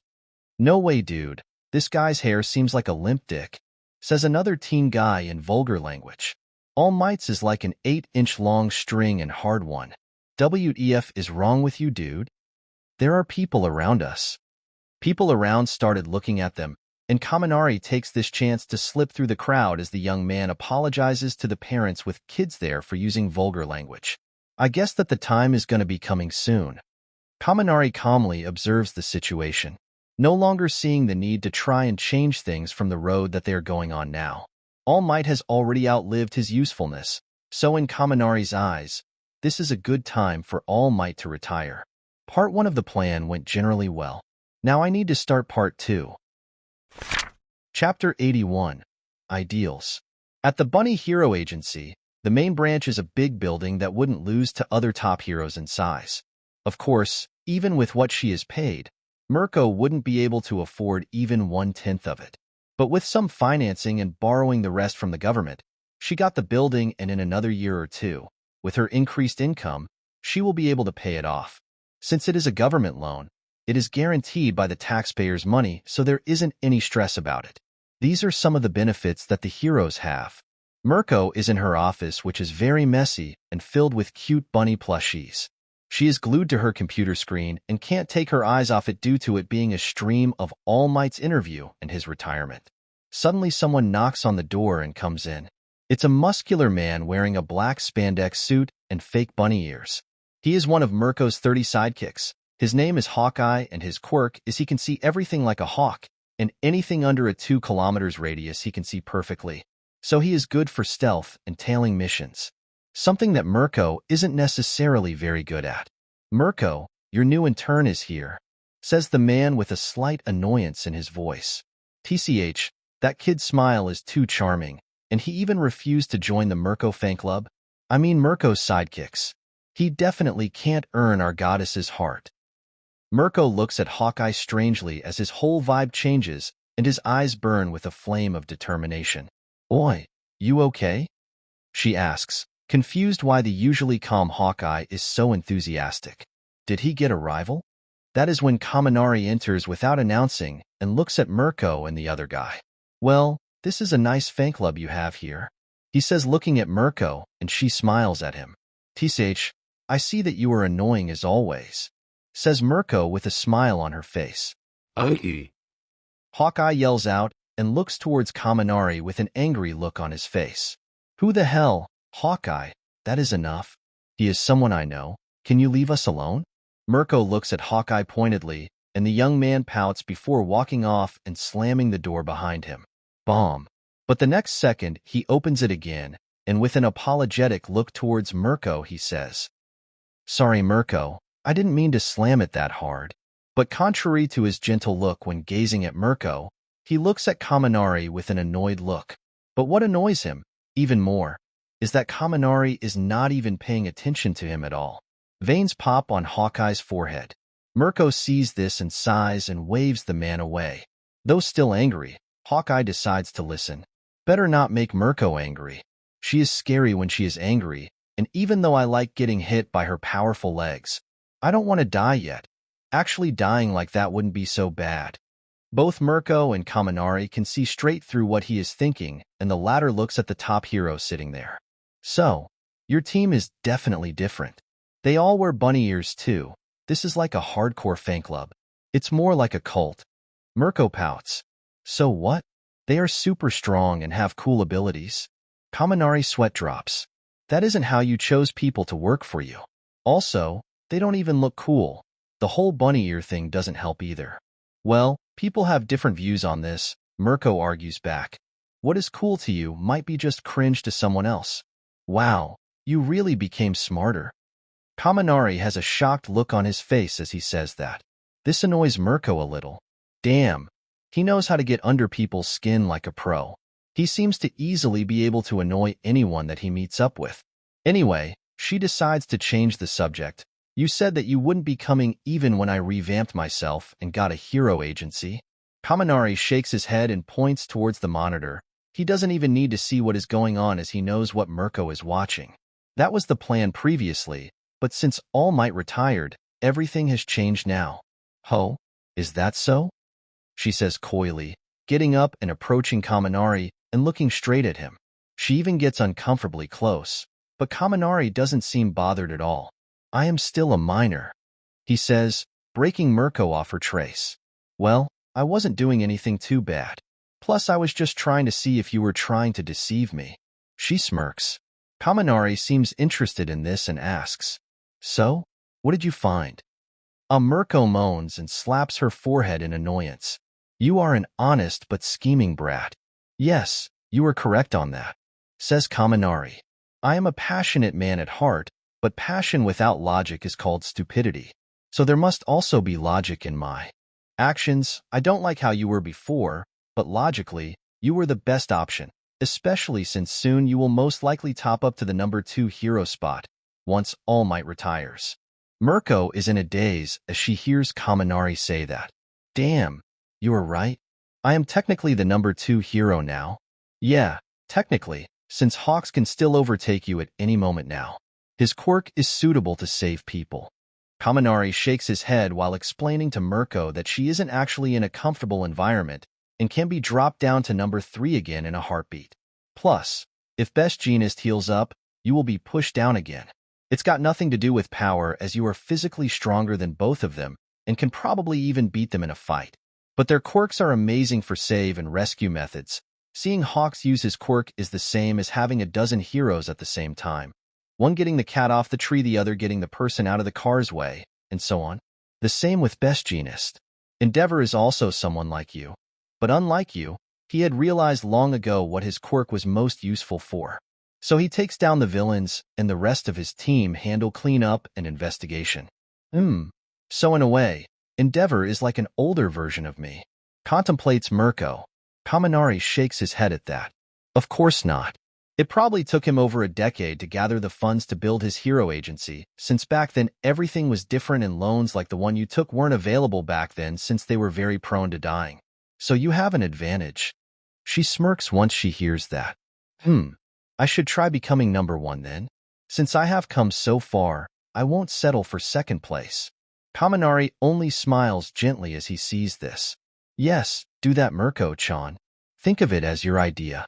Never even suspect that someone else made you have that ambition to begin with. Get drunk on advancement. Chapter 83. A quirk for me. Quirks, something that would have normally been strange, and not something that can be explained by normal logic. Izuku looks at his arm as he is in another and feels a strange power within himself. What is happening with One for All? It is acting strange. Did you hear about the Flash's newest articles? He is breaking records and his numbers are even better than when All Might was younger. The people around him start talking about the newest trend. Yeah man, he is definitely gonna be the number one hero. I was a little nervous when All Might retired, but now that we have a new one I see no reason to worry. I know, right? Some analysts say that he solves things even faster. So what? All Might was still stronger. All Flash has on his side is speed. You retard. Haven't you seen videos of him? He shoots some laser things that seem super strong. So what? How fast can he even be? I dunno, but some analysts say that he is faster than the speed of sound. Izuku POV. Hearing this group of people talk, I can't help but feel a little nervous about the situation. Sorry, All Might. I just can't seem to be able to catch up to Kaminari at all. For every step I take forward, he takes two. He seems to grow faster, and the distance between us doesn't feel like it is closing at all. It feels like it is widening. I train so hard. So why does it feel like he is still the strongest person here? People even compared him to All Might, and he already has stats better than him in his younger days. Even All Might in his prime technically didn't resolve as many cases as Kaminari. But by that time he was saving cities, so it isn't a fair comparison. Some fans of Kaminari have started appearing. They all think that Kaminari is the new symbol of peace and even better than All Might. They all shit-talk their way through arguments online. They seem to have a lot of time. Deku, be careful. This is the place where people have gone missing. Mirio brings me out of my thoughts when he says that. Right? People have gone missing around here, and a new unknown villain has been born. People have given him the name Yami, Darkness, because he always seems to work on dark alleys, and no one has gotten a glimpse of what he looks like. This is what we are supposed to investigate here. A dangerous villain who never shows himself to heroes, and only some people have seen his visage, and that was mostly of people who have some kind of observation quirk. The villain's quirk is unknown, but it must be something along the lines of mind control, so we must be careful because he was able to get the victims to follow him. General POV. Hello there. A voice suddenly comes from the darkness. Immediately Mirio and Izuku stop in their tracks, not knowing what they just heard. The voice could be of any gender, and when they look at where it came from, it is just an empty alley covered in darkness. Mirio looks around suspiciously and sees people just walking around normally. It seems like none of them heard anything, even though the voice seemed kind of loud. At such a creepy voice, anyone would have at least sent a glance this way. So that means that only we can hear what is being said. Izuku notices that the air no longer smells like the streets, but instead like a very familiar scent of flowers on a field. The alley itself looks strange, even though it is a bright sunny day. The place is still perfectly covered in darkness, like someone had taken a ruler to separate it where the darkness would start. The whole thing made Izuku feel chills down his spine, and on top of not seeing the talking person makes both him and Mirio be on guard. Amazing, isn't it? Asks the person. This has always been my favorite world. Always perfect, and even the villains will forever be overthrown by the heroes. Nice and catchy, right? Who are you? Asks Mirio as he looks around, still unable to determine the location of where the voice came from. Who am I? The man repeats the question. Well, that doesn't matter. What matters is my plan. What is that supposed to mean? Asks Izuku, as he had already taken note of everything that he has seen today. He is trying to figure out where the voice is coming from and who the man could be. Well, every great hero needs his great villain. Isn't that so? Says the man again, and this time Mirio finally catches something at the corner of his sight. A man drinking at a cafe. He seemed normal and very average looking. Dark wide eyes and very short dark hair. His body seemed to have a very developed musculature. Suddenly he takes a notepad and looks directly at Mirio and smiles. But at that instant, Mirio understood. That was the man they were looking for. He is wearing a gray short-sleeved shirt and white sports pants. He seemed like the definition of a guy with all muscle and no brain. That is all normal, but the vibe that he was released seemed to be as if staring into a dark abyss. Deku, right there? He shouts as he slips underground. Izuku looked at where Mirio pointed and saw the man. But instantly his body stops in its tracks. Sweat boils out and every pore in his body tells him to run away. It felt like standing in front of All for One again. Fwash. Mirio, on the other hand, had already come up behind the man and cocked his fist backward, ready to attack him. That is when the man looks at Mirio surprised and asks, "What are you doing?" At that split second, Mirio stops and lets his guard down, thinking that he must have made some kind of mistake. After all, the man was just staring and smiling at him. Nothing more.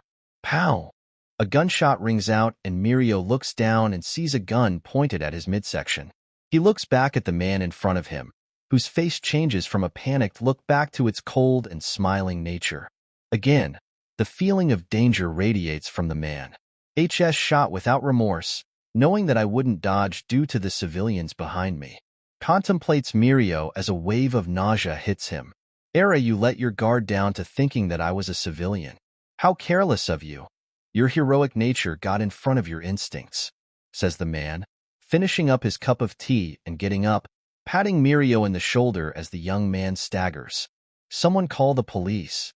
Yells out one of the people in the crowd as everyone evacuates away. Fwish. Izuku finally came to his senses and charged at the man. The man's eyes widen at this and he brings up his arm. Bomb. He blocks Izuku's kick, but he slides away and crashes into a wall. Cough. The man coughs a little. Damn kid, that was one hell of a kick. Kids these days, always getting stronger and strongest.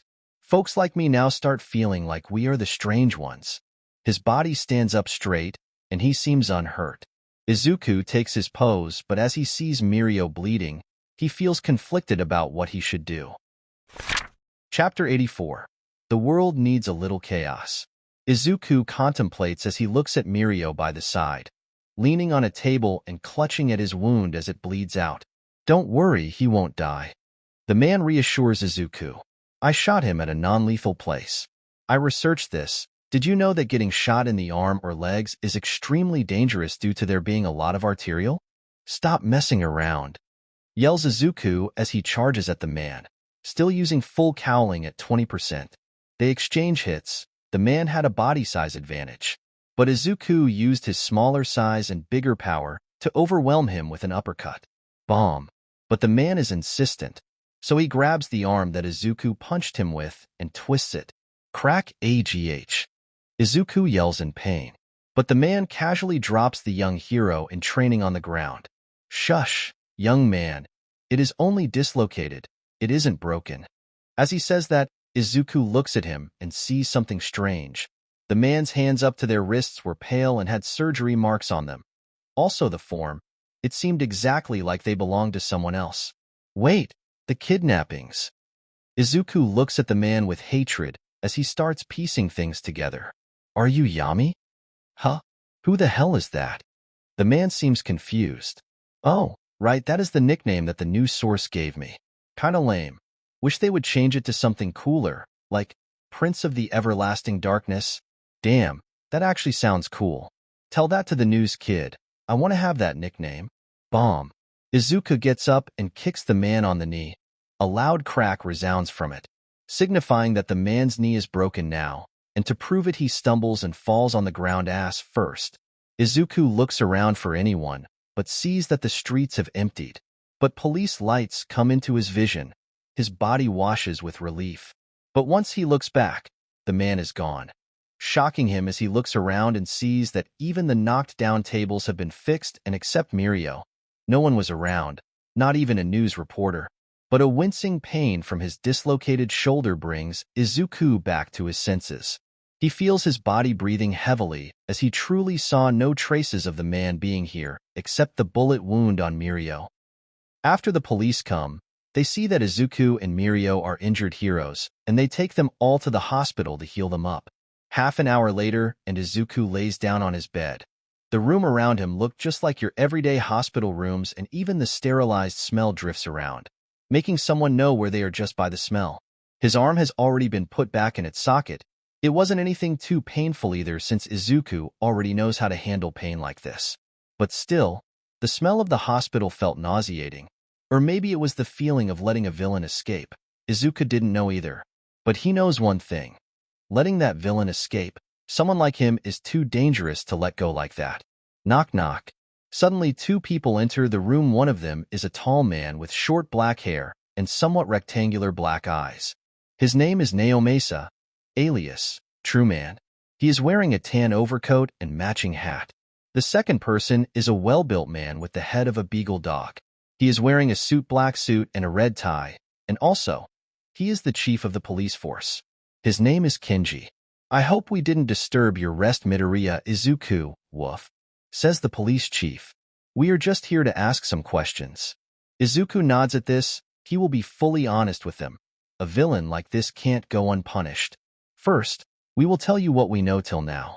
Woof, says the police chief.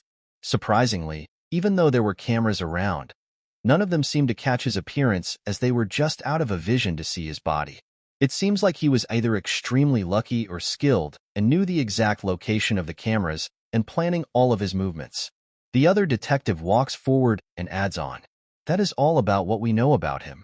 Also, he is suspected to be a group of people and not just one person due to the same type of kidnappings happening all over Japan. Izuku feels his heart almost drop at the mention of that. Just the thought of such an organization working in the dark brings chills down his spine. Also, all the kidnappings that will happen, because he let the man escape, makes him clench his fist in anger at himself. How could I let someone as dangerous as that escape? Also, the detective is about to add something more, but the police chief puts a hand on his shoulder and shakes his head. I don't think that it is the right time to tell him. Woof. As the police chief says that, Izuku gets even more anxious about the situation. It seems like those two were hiding something from him, and it didn't seem like any good news. The wind flows from the window and pushes the curtains away, sweeping in a sense of foreboding. Please, tell me what is going on.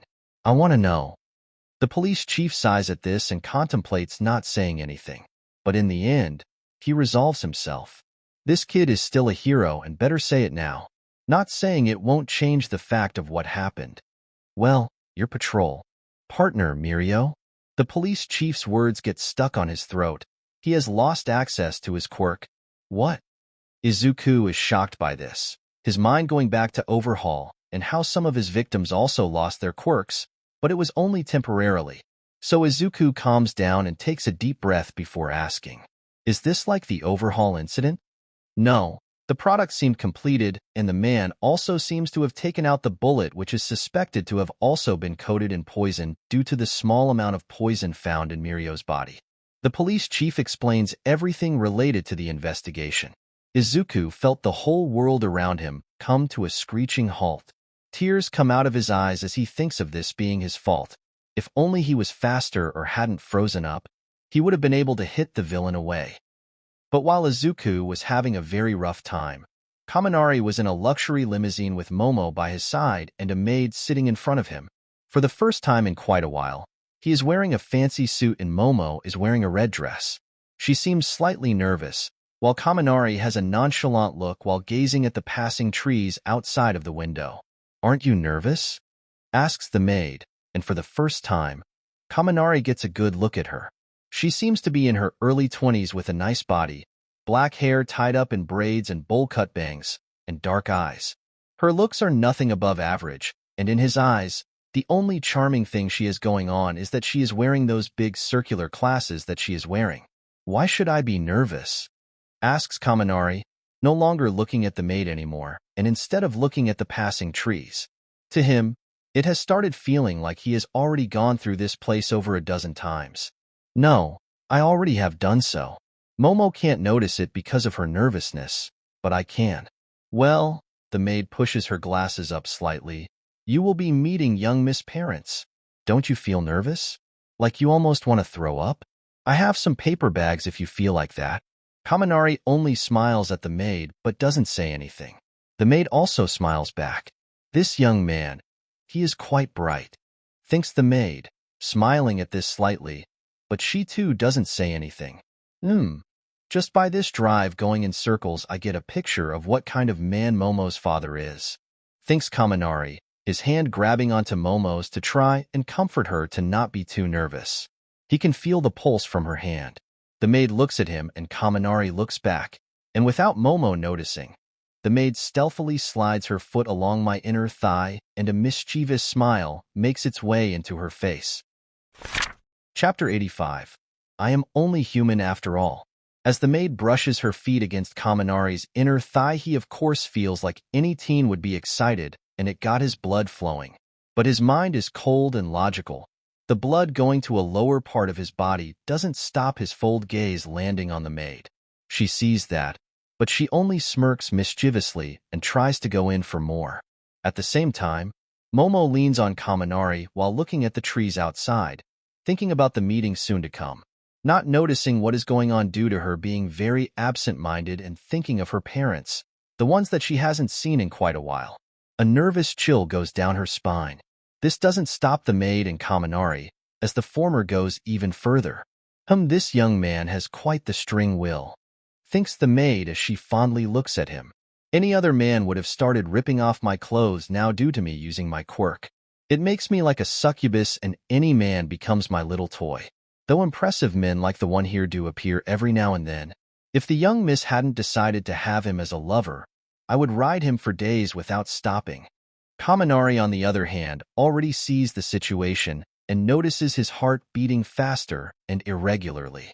She must have some quirk that seduces people, but as she keeps massaging his junk, suddenly she feels a painful feeling come through her foot and into her body. Bzzzt, the electricity dances through the maid, causing her unimaginable pain due to it. She can't even scream as the electricity goes to her vocal muscles and paralyzes them. Kaminari looks at this calmly as the maid's body shakes. I don't like games. Momo is confused by this and looks at him, not seeing what was going on. He smiles at her. I just thought that I hate games like chess. What a weird thought. Momo chuckles and leans on his shoulder, closing her eyes. Yes, I hate those too. That is when Kaminari stops the electric current and the maid takes deep breaths. He just smiles at her and puts his finger to his lips in a silencing motion. He pats Momo on the head. You know, someone once told me something that gave me great comfort in situations like this. Really? She concedes. What would that be? One day we will all die. So what is the use of worrying about 99% of the things? It's better to just do them, because what use would be worrying about useless things when you have the Reaper's scythe under your neck which gets closer every year, proclaims Kaminari with a melancholic look on his face. Momo didn't know what to say at that. What a depressing look on life. Well, he was quite sad, burdened by the inevitably of his fate. He utters, "So where is he now?" She asks, wondering how life turned out for a man like that. Well, he died at a young age. He was run over by a car. Continues Kaminari. For a man who was so afraid of death, he got too worried about it needlessly. But his lesson holds. No need to get nervous about everyday things. Life will go on, and so will the world. Worrying about such things is needless, like a fisherman begging for the wind to stop when actions like that are needless, knowing that it won't change anything. Heh, what a tragic tale for a tragic man. Momo smiles at what she would consider a fantasy story from Kaminari. Usually, he is always joking around, but I can't have deep conversations with him like this too. He feels too good to be true. Boom! Suddenly something crashes in front of them, causing the car to shake and Momo to yelp in surprise. Due to the shock, the car flies midair. the sense of gravity starts to loosen up and everyone falls out of their seats. Crash. Clang. And that is why everyone should wear a seatbelt, says Kaminari as time slows down. He feels gravity loosen up. This feeling feels empowerment, and it is like he is in a dream, walking sideways as he picks up Momo and the maid, kicking open a passage to the driver's side and picking him up too. Fwash. In the eyes of the attackers, the VAR crashes and turns into debris. Boom. It even explodes after. You know, isn't it suspicious how you got here and no police are around? Asks Kaminari. While looking at the attackers, they were 5 people wearing ski masks and black suits. Their build also looked similar. They don't say anything, but just look at Kaminari coldly, who doesn't seem threatened at all by the situation. Momo and the maid look at the 5 people in nervousness while the driver is knocked out. I would suggest you give up, Kaminari Denki, says the man in the lead. His voice has a weird vibration to it. It felt enthralling, like one wanted to hear and listen to what he says. We just want some money from her father. He points at Momo. If you don't stop, we will take our time when we beat you down. We will have some fun with the girls too. At this moment, everyone feels a chill in their spines. Kaminari's smile slips off his face at that, and a cold atmosphere envelopes him. Kaminar? Momo is confused by this, as she has never seen Kaminari like this. I know that you are just doing your job, but once you say some words, you can't take them back. Grunts Kaminari. For the first time in quite a while, true rage is born inside his heart. The type that is unquenchable, like a thirsty man in the desert finally seeing water, like a drug addict, finally getting his dose. Fwish. Crack, crack, crack. In an instant, before even time seemed to register it, Kaminari disappears and the leader of the group's limbs twist, joints break. His face caves in, his legs twist like noodles, the ribs are pulled outwards and his fingers bent backward and broken, all seemingly by itself.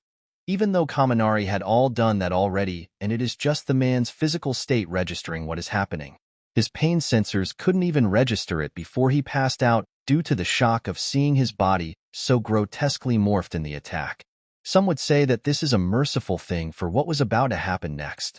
So he wants to see me angry? Then I will show him, but be careful. Someone can't hope to take back his actions. As he says that, he points his hand at the sky, and suddenly a wind appears out of nowhere, and an eclipse settles in. A round ball of darkness covers the sun, and it starts falling straight towards Kaminari's location. The clouds part way to show something that shouldn't be possible for mortals. A giant meteorite parts the clouds, pushing them away. What the hell? The other people drop down as they look at the sky in fear. We didn't sign up for this shit. They turn around to run away. But Kaminari coldly asks them, did I say that you could leave? Fwash. Iron sand comes from under the ground and envelopes the attackers before they could even react, leaving only their heads uncovered. I know what is going on here, but you just said something that shouldn't be said, remarks Kaminari. Still, I have this rage inside of me that I just can't seem to get rid of, so I will have to let it explode somewhere. I am not some patient Buddha. I am only human after all. Look man, I have key dash. One of the victims tries to say something, but iron sand wraps around his mouth, stopping him from saying anything. Saw thee? Did I say that I care about your life story? Questions Kaminari. You are not allowed to speak. Why? Because I say so. The sphere of darkness gets closer and closer to landing on the ground. The sound of the air resistance and friction created a heavy ringing sound coming from it as the wind hit the ground as a storm came about. Chapter 86. Test. At the same time, a man with short dark hair is in a mansion, close to where Kaminari was fighting the thugs. He has dark matching eyes and a handsome face. His name is Jam, a famous hero from out of Japan, and also Momo Yaoyorozu's father. He has his feet on an ancient-looking desk as he leans back on his chair. The office is bigger than some houses as it has different displays of art and stuffed animals all around him, lions, bears, and many more. I wonder how that young man will react. He thinks while reading some news about himself in America. Damn, that side of my face looks weird. I need some more Botox to get rid of the wrinkles. I look too old in it. Creak. The door opens, and a butler with gray, slicked-back hair comes in. Sir, Some meteor seems to be heading for the mansion. Jam's eyes widen at this narrowly. Then let's go to the bunkers and get the other servants to calm down. Panicking will get us nowhere. He gets up from his desk and shuts off his computer before confidently starting to go out. When he walks outside, the hallways are wide and big, with a red carpet and luxurious lighting. It looks more like being inside a luxurious castle than a mansion. Among the butlers, there is one who has short hair and dark eyes. Jam immediately stops in his tracks and glimpses at the servant. "Who are you?" The man grins. "I am Handy, sir, the newly hired gardener." "Is that so?" Momo's father narrows his eyes and notices the man's muscular stature. "You don't seem like a gardener. Used to be a boxer, but I hurt my knee really bad. So here I am. Bahaha, you should see some videos of me in my younger years. I was faster than lightning," confesses the man, pulling out his phone about to show Jam some videos. But he just waves it away. "I will see them later. Right now I don't have the time," he asserts and starts walking off with his servants following him. But Handy smiles as he stares at Jam's back. What an intelligent man. The first time he sees me, and he immediately is suspicious of me. As he speculates that, Handy takes a deep breath and his steps go silent. Fwash. Just like that, he vanishes from everyone's senses and view. If Toga was there, she would have noticed that the technique Handy used was the same as hers.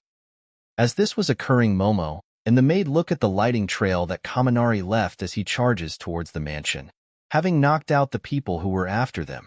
Before Momo could say anything, he had run off. The maid cringes at this. The situation has developed beyond what we had anticipated. This was supposed to all be just a test for Kaminari, and these people are all hired by Sir Jam to figure out his son-in-law's personality. Damn. As she thinks that, she looks up at the shadow that descends on her and the others. There is a giant dark orb of iron sand just floating there. This kid, he is something else. A grim trace of fear appears in the maid's heart. She couldn't help it, just looking at the giant sphere that from her view seemed to shadow the world. What power! Something like this shouldn't be in the hands of a human. Her sanity slipping by seeing this. Kaminari's power was something out of this world. He is someone who is holding off a meteor-sized object with just a twist of his hand. This is no longer something humanly possible. It reaches within the realms of the divine. The maid, without knowing, had fallen on her knees. What? When did I bow down? Is this truly the will of God? Ha ha ha ha ha ha. She commences laughing out crazily, making Momo twitch in surprise at the sudden crazy laugh. Rosarita, are you okay? Inquires Momo worryingly, not knowing what to do in a situation like this. But the maid doesn't respond at all. Ha ha ha ha ha ha ha. And keeps cackling madly while looking at the sphere of iron sand above them. God has finally descended upon the world. Her mind couldn't handle something like this. She couldn't grasp a human holding a meteor like this. It just seems illogical. Momo is creeped out by this. What should I do? Kaminari has given chase away. The maid seems to have gone crazy and there are some knocked out attackers. So in the end, she does what she can do and calls the authorities and knocks out the maid by using a taser. Hello, yes, I called to report a crime. The address is... Momo's father arrives at his bunker together with all of his servants. Just like the rest of this place, the bunker also shows his extreme wealth. It has a living room, and even though it is over 50 m, 160 feet, underground it has cameras on the outside and functions. The couches looked comfortable and expensive, and the chandeliers were shining with glass like it was diamond. Sebastian, bring me some wine. Jam orders as he sits down on a couch and looks at the cameras and sees that the black sphere of iron sand has stopped midair. Also, by using the cameras, he has determined that the sphere has a radius of 1.5 kilometers, 0.9 miles, and even he is impressed by the power Kaminari exhibits. Quite nice. It seems like this guy is worthy of becoming my son-in-law. Is that so? An unfamiliar voice rings around, and this makes Momo's father's eyes widen in shock, and for a split second his body freezes. But he is still one of the top heroes in America, so he easily calms himself down. Yes, Jam replies as he looks back and sees Kaminari sitting in one of the luxurious chairs with legs crossed. You are even more impressive than I assumed. Is that why you decided to test me? Asks Kaminari. The news vans will be here soon. Heh. Jam chuckles. So what? I don't care what they all think. I just throw money at them and they will disappear. Plus I own quite a bit of them so the news can be whatever I want it to. Kaminari looks at him like he is looking at a stupid person and then smirks maliciously. He can smell the fear in the air even if the man in front of him seems calm. Don't worry, I won't kill you, good sir. But I do know what kind of person you are now. The kind of guy who lets his daughter live in a huge mansion without his parents. So, who are you to judge me in my parenting methods? Implores the man, a little annoyed at Kaminari. But the teen shrugs at that. Welp, I wasn't any better so ain't gonna make a fuss about it. Anyway, I don't like having people testing me so. Don't that anymore? Announces Kaminari as he gets up and takes a deep breath, noticing that even though they are underground he could still smell the fresh air of the outside. Which was weird, but he didn't dwell on it too much. But as he was about to walk outside he stopped on his tracks. Chapter 87. A Man at the Top. Suddenly Kaminari stops in his tracks and turns around. He has a smile on his face and the vibe around him is completely different. Father-in-law, can I ask you for some money? Huh. Momo's father is surprised by that. As expected you dash. I didn't bring any cash with me and I need a cab. Kaminari scratches the back of his head with an embarrassed look on his face. Huh.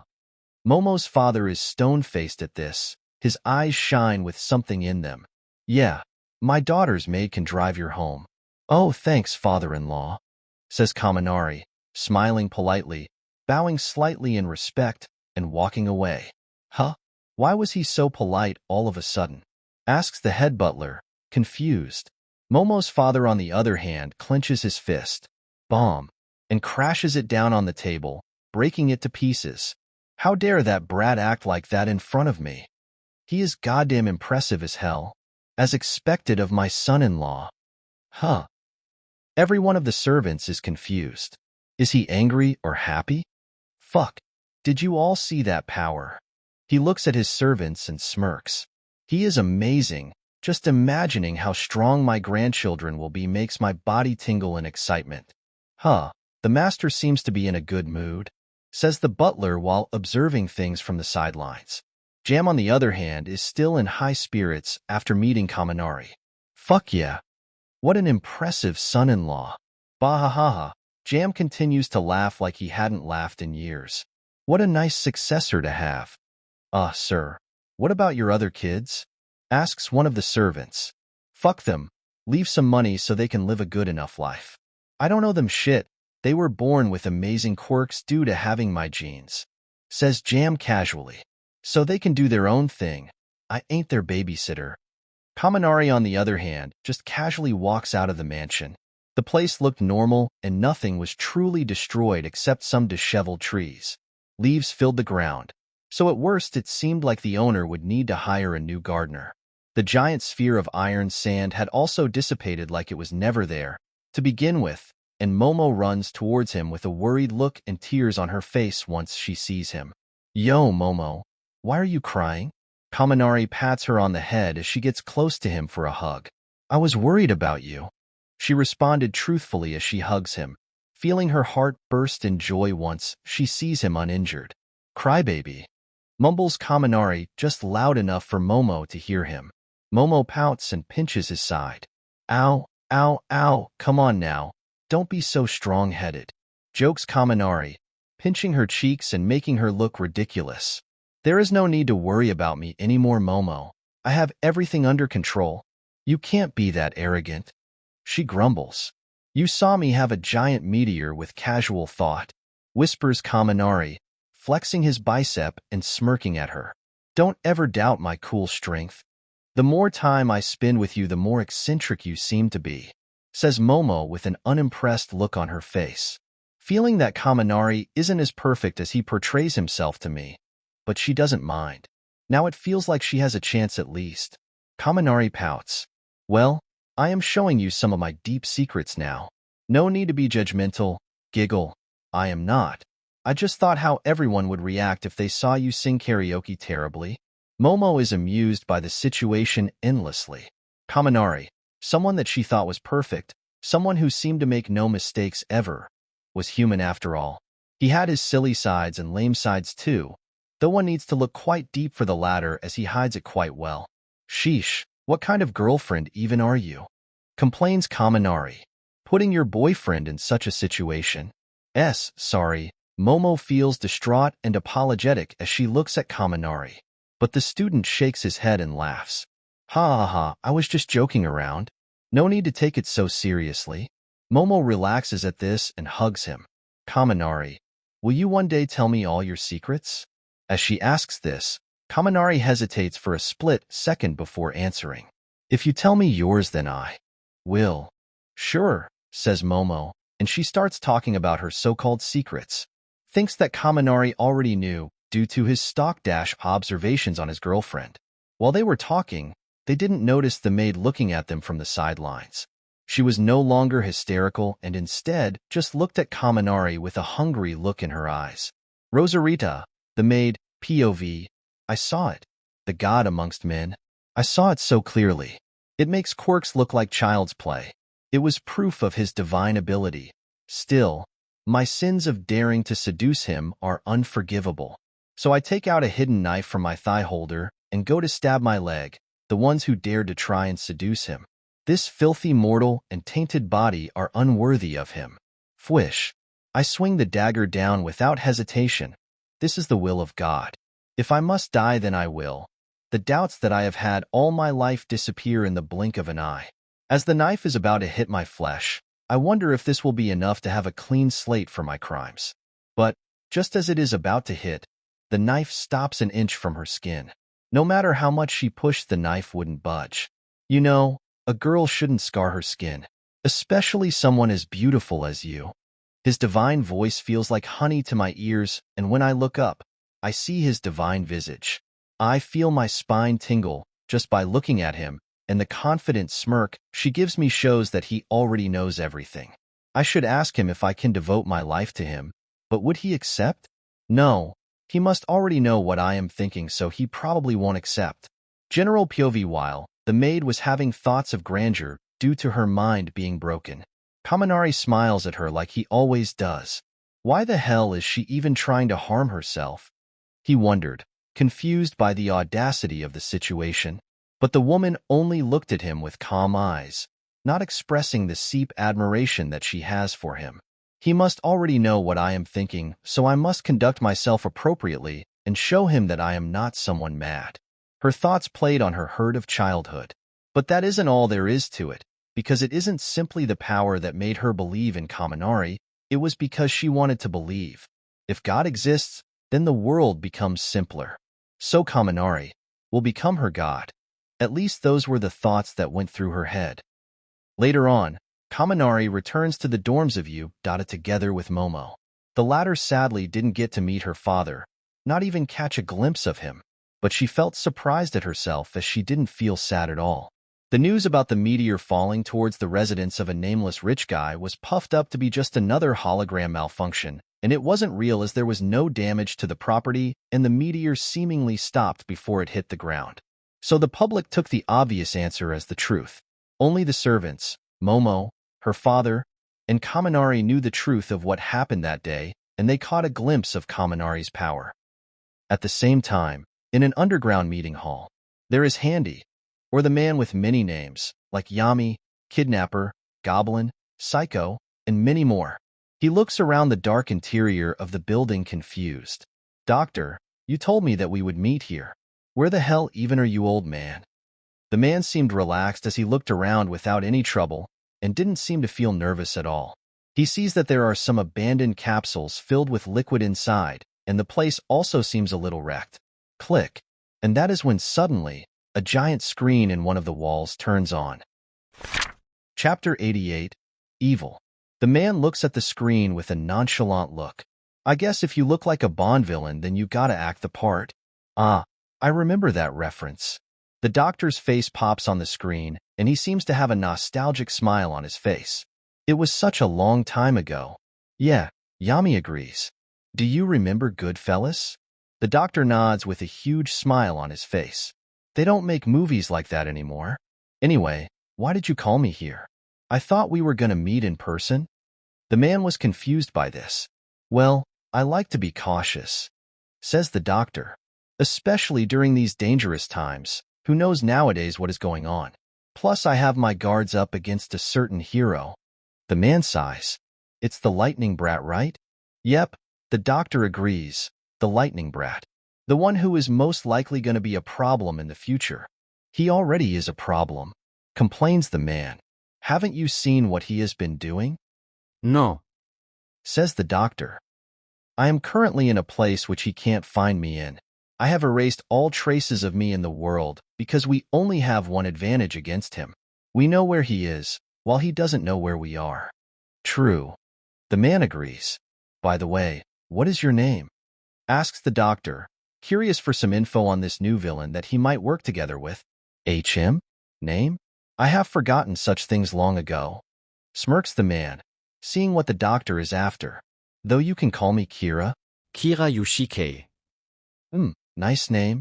Stressed the doctor. Then Mr. Kira, what is your plan on how to deal with Kaminari Denki? Deal with him? Are you stupid?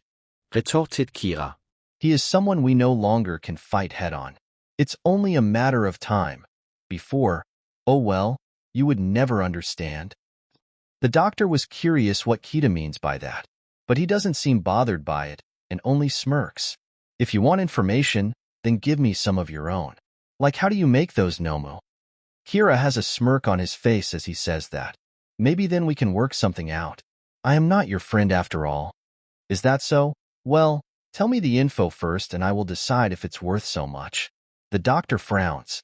Okay, so the information is about the U.A teachers and students close to Denki Kaminari. I am sure that you can work something with that, right? Grunts Kira, seeming a little annoyed at having to say this out loud. I see. Then I will send you a USB with the information that you want. The doctor smiles gently at him. But Kira doesn't take no for an answer and takes out a USB of his own. Well, since you can connect to this place, then you can send it to this USB? Ugh, the doctor grunts in annoyance. This man has everything planned. The doctor had no plans to give this man anything, and if he sends false info, someone like Kira doesn't seem like the type of man to not check the information before giving back what the doctor wants. Toga would have been good for this mission, thinks the doctor, but she is afraid to be anywhere near that monster. She is mentally scarred by him and even has nightmares of him chasing her. What a terrifying young man indeed. He mustn't grow stronger. In the end, he sighs and sends the info. At the same time, Kira sends his info too, after plugging the USB into a station on the giant screen. Okay, now Kira, send me the information you promised. Says the doctor, displeased at what Kira just exchanged for. It is just fan photos of Kaminari. Don't play games with me, little man. Me? The little man? Suddenly, the doctor feels a chill down his spine as he sees Kira smirk. Sorry, Doc, but I was lying about that. I have no information on it whatsoever. Is that so? The doctor has an angry look on his eyes as he says he touches a button on a computer. Then enjoy dying in an explosion. Oh, so this is the cliché betrayal trick? Kira has an amused look on his face as he takes the USB and puts it in his pocket. Boom! All around him, an explosion rings out and every object gets incinerated. After an hour or so of the incident, there was an explosion in the vicinity and it was drawn off as a gas leak. At the same time, Kaminari returned to U.A dorms and everyone was doing their things, so not a lot of people were inside today. But Mina was one amongst them as she looked at the TV. She sees Kaminari and waves him over. Oi. Flash, she cozily calls him by his hero name. Come here, let me show you some cool news about you. You should see them. All you have are good exposures, and no one seems to have any criticism towards you. Well, some are adamant about your young age, but no one pays attention to people like them. She pouts in annoyance as she pulls out her phone and shows him some photos. It was photos of her in dark alleys, and her yellow eyes shone so dangerously that the articles called her Alien Queen, as a joke to an old movie. Chuckle. Kaminari couldn't help himself and covered his mouth with his hand to stop the laughter from coming out. Hey, don't laugh at your friend when they are in difficulty. Mina complains and scrolls through to Kaminari's fan page and shows him some photos of him doing poses for the fans, thinking this might embarrass him. Bahahahaha. On the other hand, Kaminari's laughter doesn't stop as he sees some of the pictures his fans took with him. Thanks for telling me that there is a fan page. I didn't know. Mina pouts, annoyed that she couldn't embarrass Kaminari, not one bit. As she thinks back on her time with him, she can't help but never really recall Kaminari being embarrassed. Actually, he is the thickest-skinned person she knows.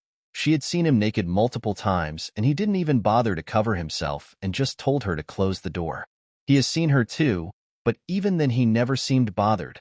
She felt like his thick skin knew no bounds, wondering if he can even feel embarrassed. But watching his casual laugh, Mina feels like Kaminari is truly happy at this moment. She knows how he usually hides his feelings, and since his parents died, he has been dulling his pain with training. At least from her perspective, that was it.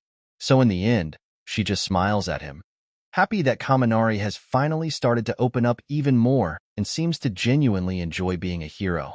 Mina suddenly stops and gets close to him, sniff sniff, and smells him. Were you in a burning building? Kaminari looks surprised at this, but that is only for a split second and he smiles. Yep, I saved some animals from one. Really? Mina feels like something is not right, which makes Kaminari pat her on the head and put some force on it to grip the top of her head. Stop asking stupid questions. Did you watch some detective movie and get influenced by it? Oh, no. She complains as Kaminari lifts her from the top of her head with one hand and looks at her straight in her eyes. Really? Yeah. So stop being such a stick in the mud. Still, he seems suspicious of her. I hope you don't stay too late watching movies and skip on sleep. That isn't healthy at all. Chapter 89. Infiltrate. As Kaminari joked around with Mina, he couldn't help but laugh. Ha ha ha ha. Finding the situation quite funny. Mina pouts. TCH, you are always acting so cool, like you haven't done anything embarrassing. Kaminari brushes his hair to the side and smugly says, What can I say? It's lonely being so perfect. She steps on his leg and mumbles, Your ego is becoming even bigger. The gift of perfection is like a curse to me. Kaminari keeps acting melodramatic and sarcastic as Mina chases after him, but he easily dodges her. Don't dodge. She yells out in annoyance trying to catch him.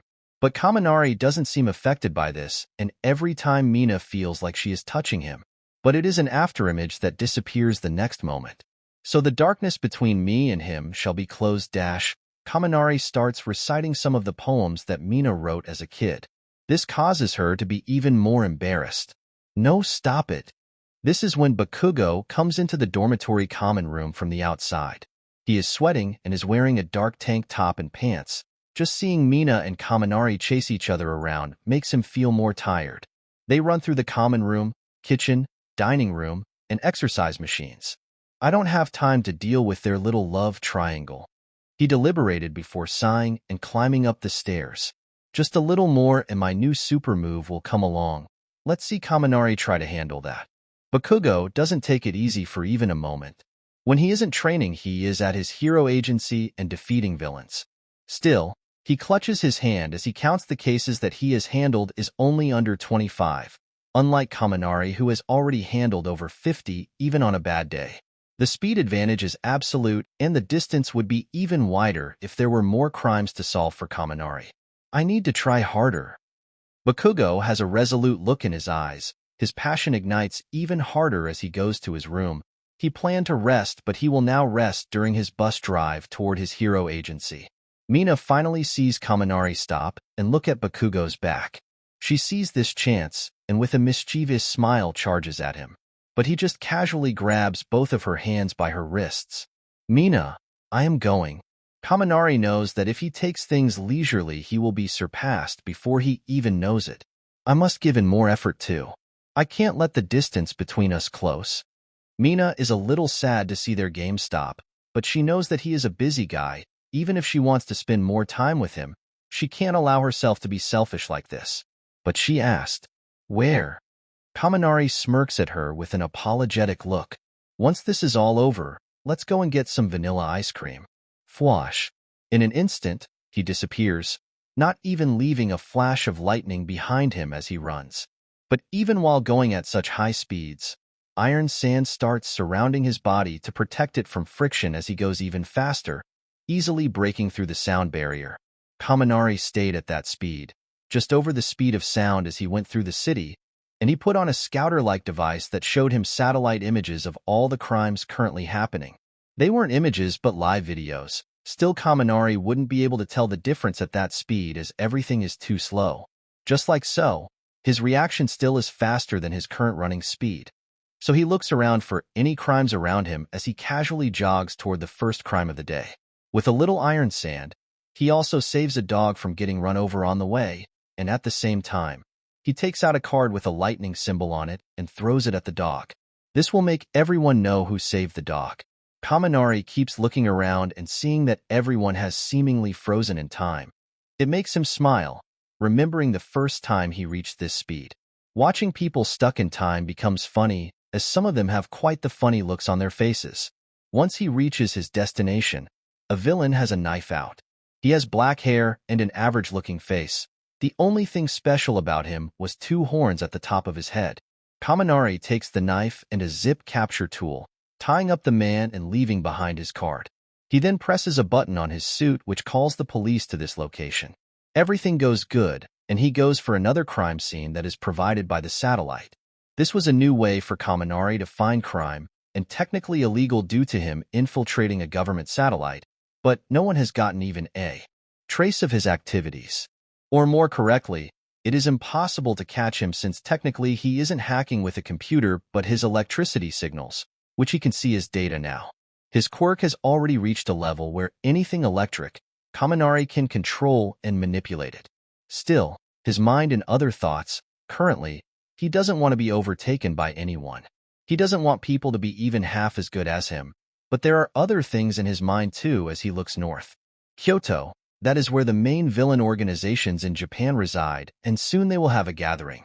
Due to him hiding a lot of the ways his abilities can be used, Kaminari has infiltrated almost everywhere, and any information he wants is at the tip of his fingers. It's like the whole Japanese government information system has its back. But of course, this is as long as no one knows his interference, or else it will be easily disturbed and his information will be cut off as the people will figure out a way to protect their information from Kaminari's ability. As Kaminari traveled towards Kyoto, he was able to reach the place in 20 minutes by taking it leisurely. He didn't want to rush it or have his body run out of stamina in any way. So when he arrived at the place, Kaminari looked at Kyoto from his view atop a mountain. Seeing the setting sun and the lights shining along the streets and buildings, he was impressed by it. The residential buildings also were fully lighted as people walked around with smiles on their faces. But Kaminari looks at the outskirts of Tokyo. He narrows his eyes, and within an image of the building appears in his scouter-like device, and he zooms in the photos. It is a traditional Japanese mansion with red trees all around its walls, obscuring any view from the outside. Electricity crackles around Kaminari, and in an instant he moves towards the house while speeding up his computer to process things at a faster rate. He looks through them and sees that along the day a lot of people have gathered together in this place. But as Kaminari runs, the iron sand around his body transforms into a villain-looking costume and even hides his face, using electricity to lean, have his hair slicked backward, and wear a helmet.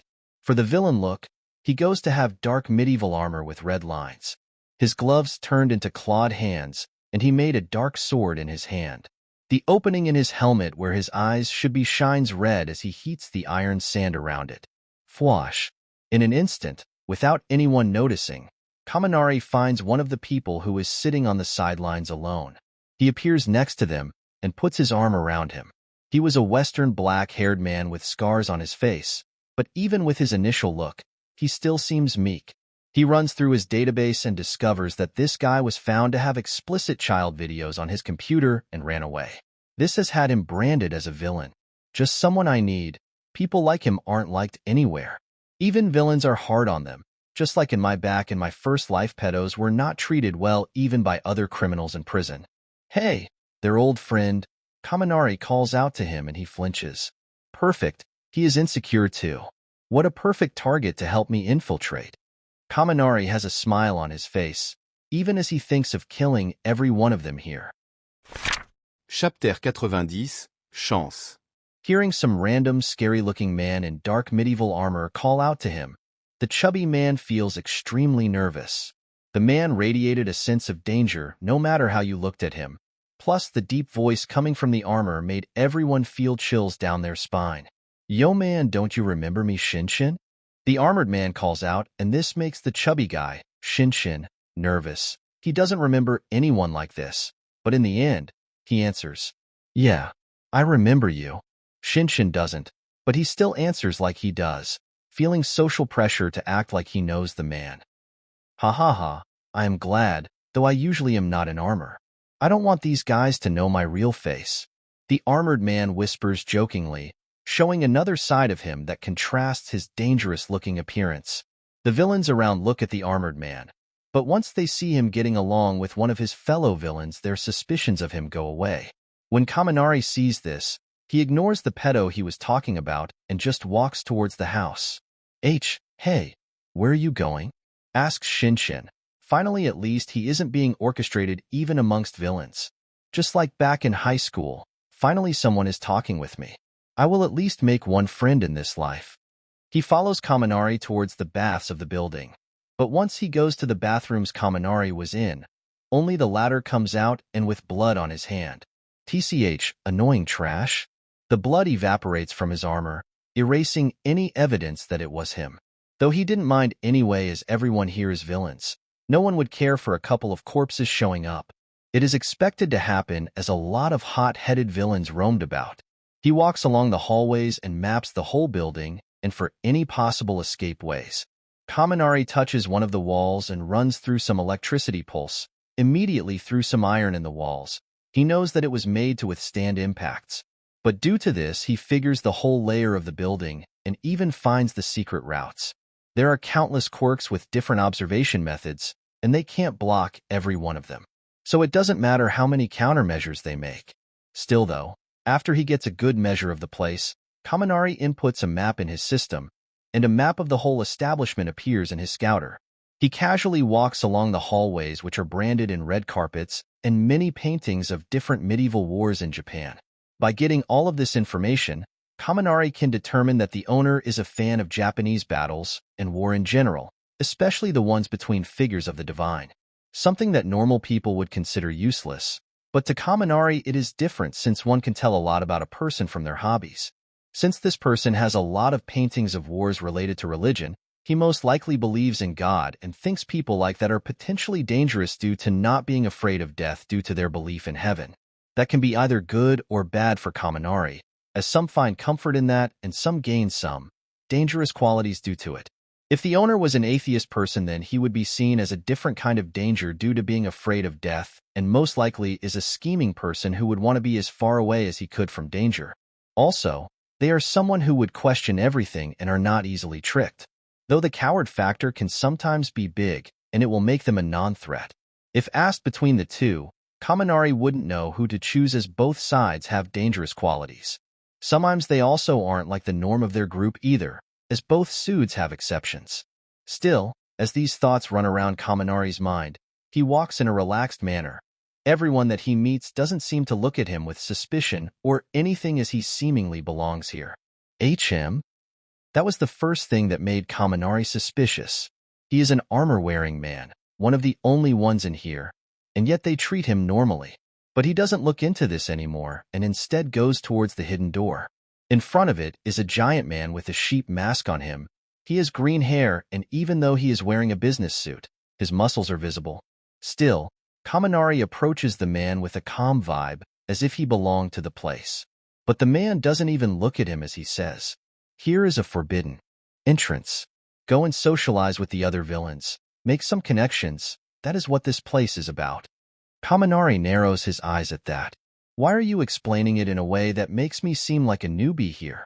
The man smiles. "Because you are. No veteran villain needs to wear masks and hide his identity." "You mean dumb villains who show their face?" retorts Kaminari, acting annoyed at what the man in front of him said. "Ha ha ha ha." The man laughs out loud at that. "I guess you were kinda right on that one." "Well, they say to never judge a book by its cover," said Kaminari in a joking manner, getting closer to the big guy. This causes the sheep-masked man to stop his chuckles and look straight at Kaminari. Oi, kid, trust me on this one. If I was you, I wouldn't try that. Him? Did he just figure out my age? Kaminari stops in his tracks and looks up at the man. Yes, you were right. One never should judge a book by its cover. That was all Kaminari needed for him to piece together that even though the man looked like a fighter due to his physique, his quirk is one of information gathering. The thing that gave it away was how he knew Kaminari's age even though in his armor he has a deep voice. But to someone like Kaminari, any type of information given to him is a clue to his quirk. This guy's quirk must also have some other qualities to it. When he talked to me in the beginning, he could have said that I just leave. But he guided me to have a conversation. So he most likely has a quirk condition that the more he talks to someone, the more info he can get. Nice quirk? With that in mind, Kaminari decided to continue the conversation. Okay, I was just joking. Heh, you better, says the sheep-masked man. Anyway, I have a couple of tricks for you on how to build some connections here. Oh, and what are they? Asked Kaminari while he leaned on the wall opposite the sheep-masked man. Well, since this is one of the biggest villain gatherings in Japan, this place houses not only villains, but you can also find someone to make you cool support gear. Though it will be quite pricey, so it's better if you start getting some, you know? He seems a little uncomfortable and whispers, assassination jobs. You could take some usual trafficking, but the pay is shit in comparison. Is that so? Kaminari is quite intrigued by this. It seems like even villains have an order to them. Yes, after all, if someone dies in an accident of a villain attack, no one will even question it. The man's explanation brings Kaminari's mind to a halt. Wait, didn't my parents in this world die of a villain attack? He was a little shocked at the discovery. He doesn't care about this, but it would make a good publicity stunt. This would make him the tragic hero and make people sympathize with him. I don't even care who killed my parents in this world, but this could be useful information. A smirk appeared on Kaminari's face behind his helmet. Maybe these villains could be useful after all. That's the end of this tale for now.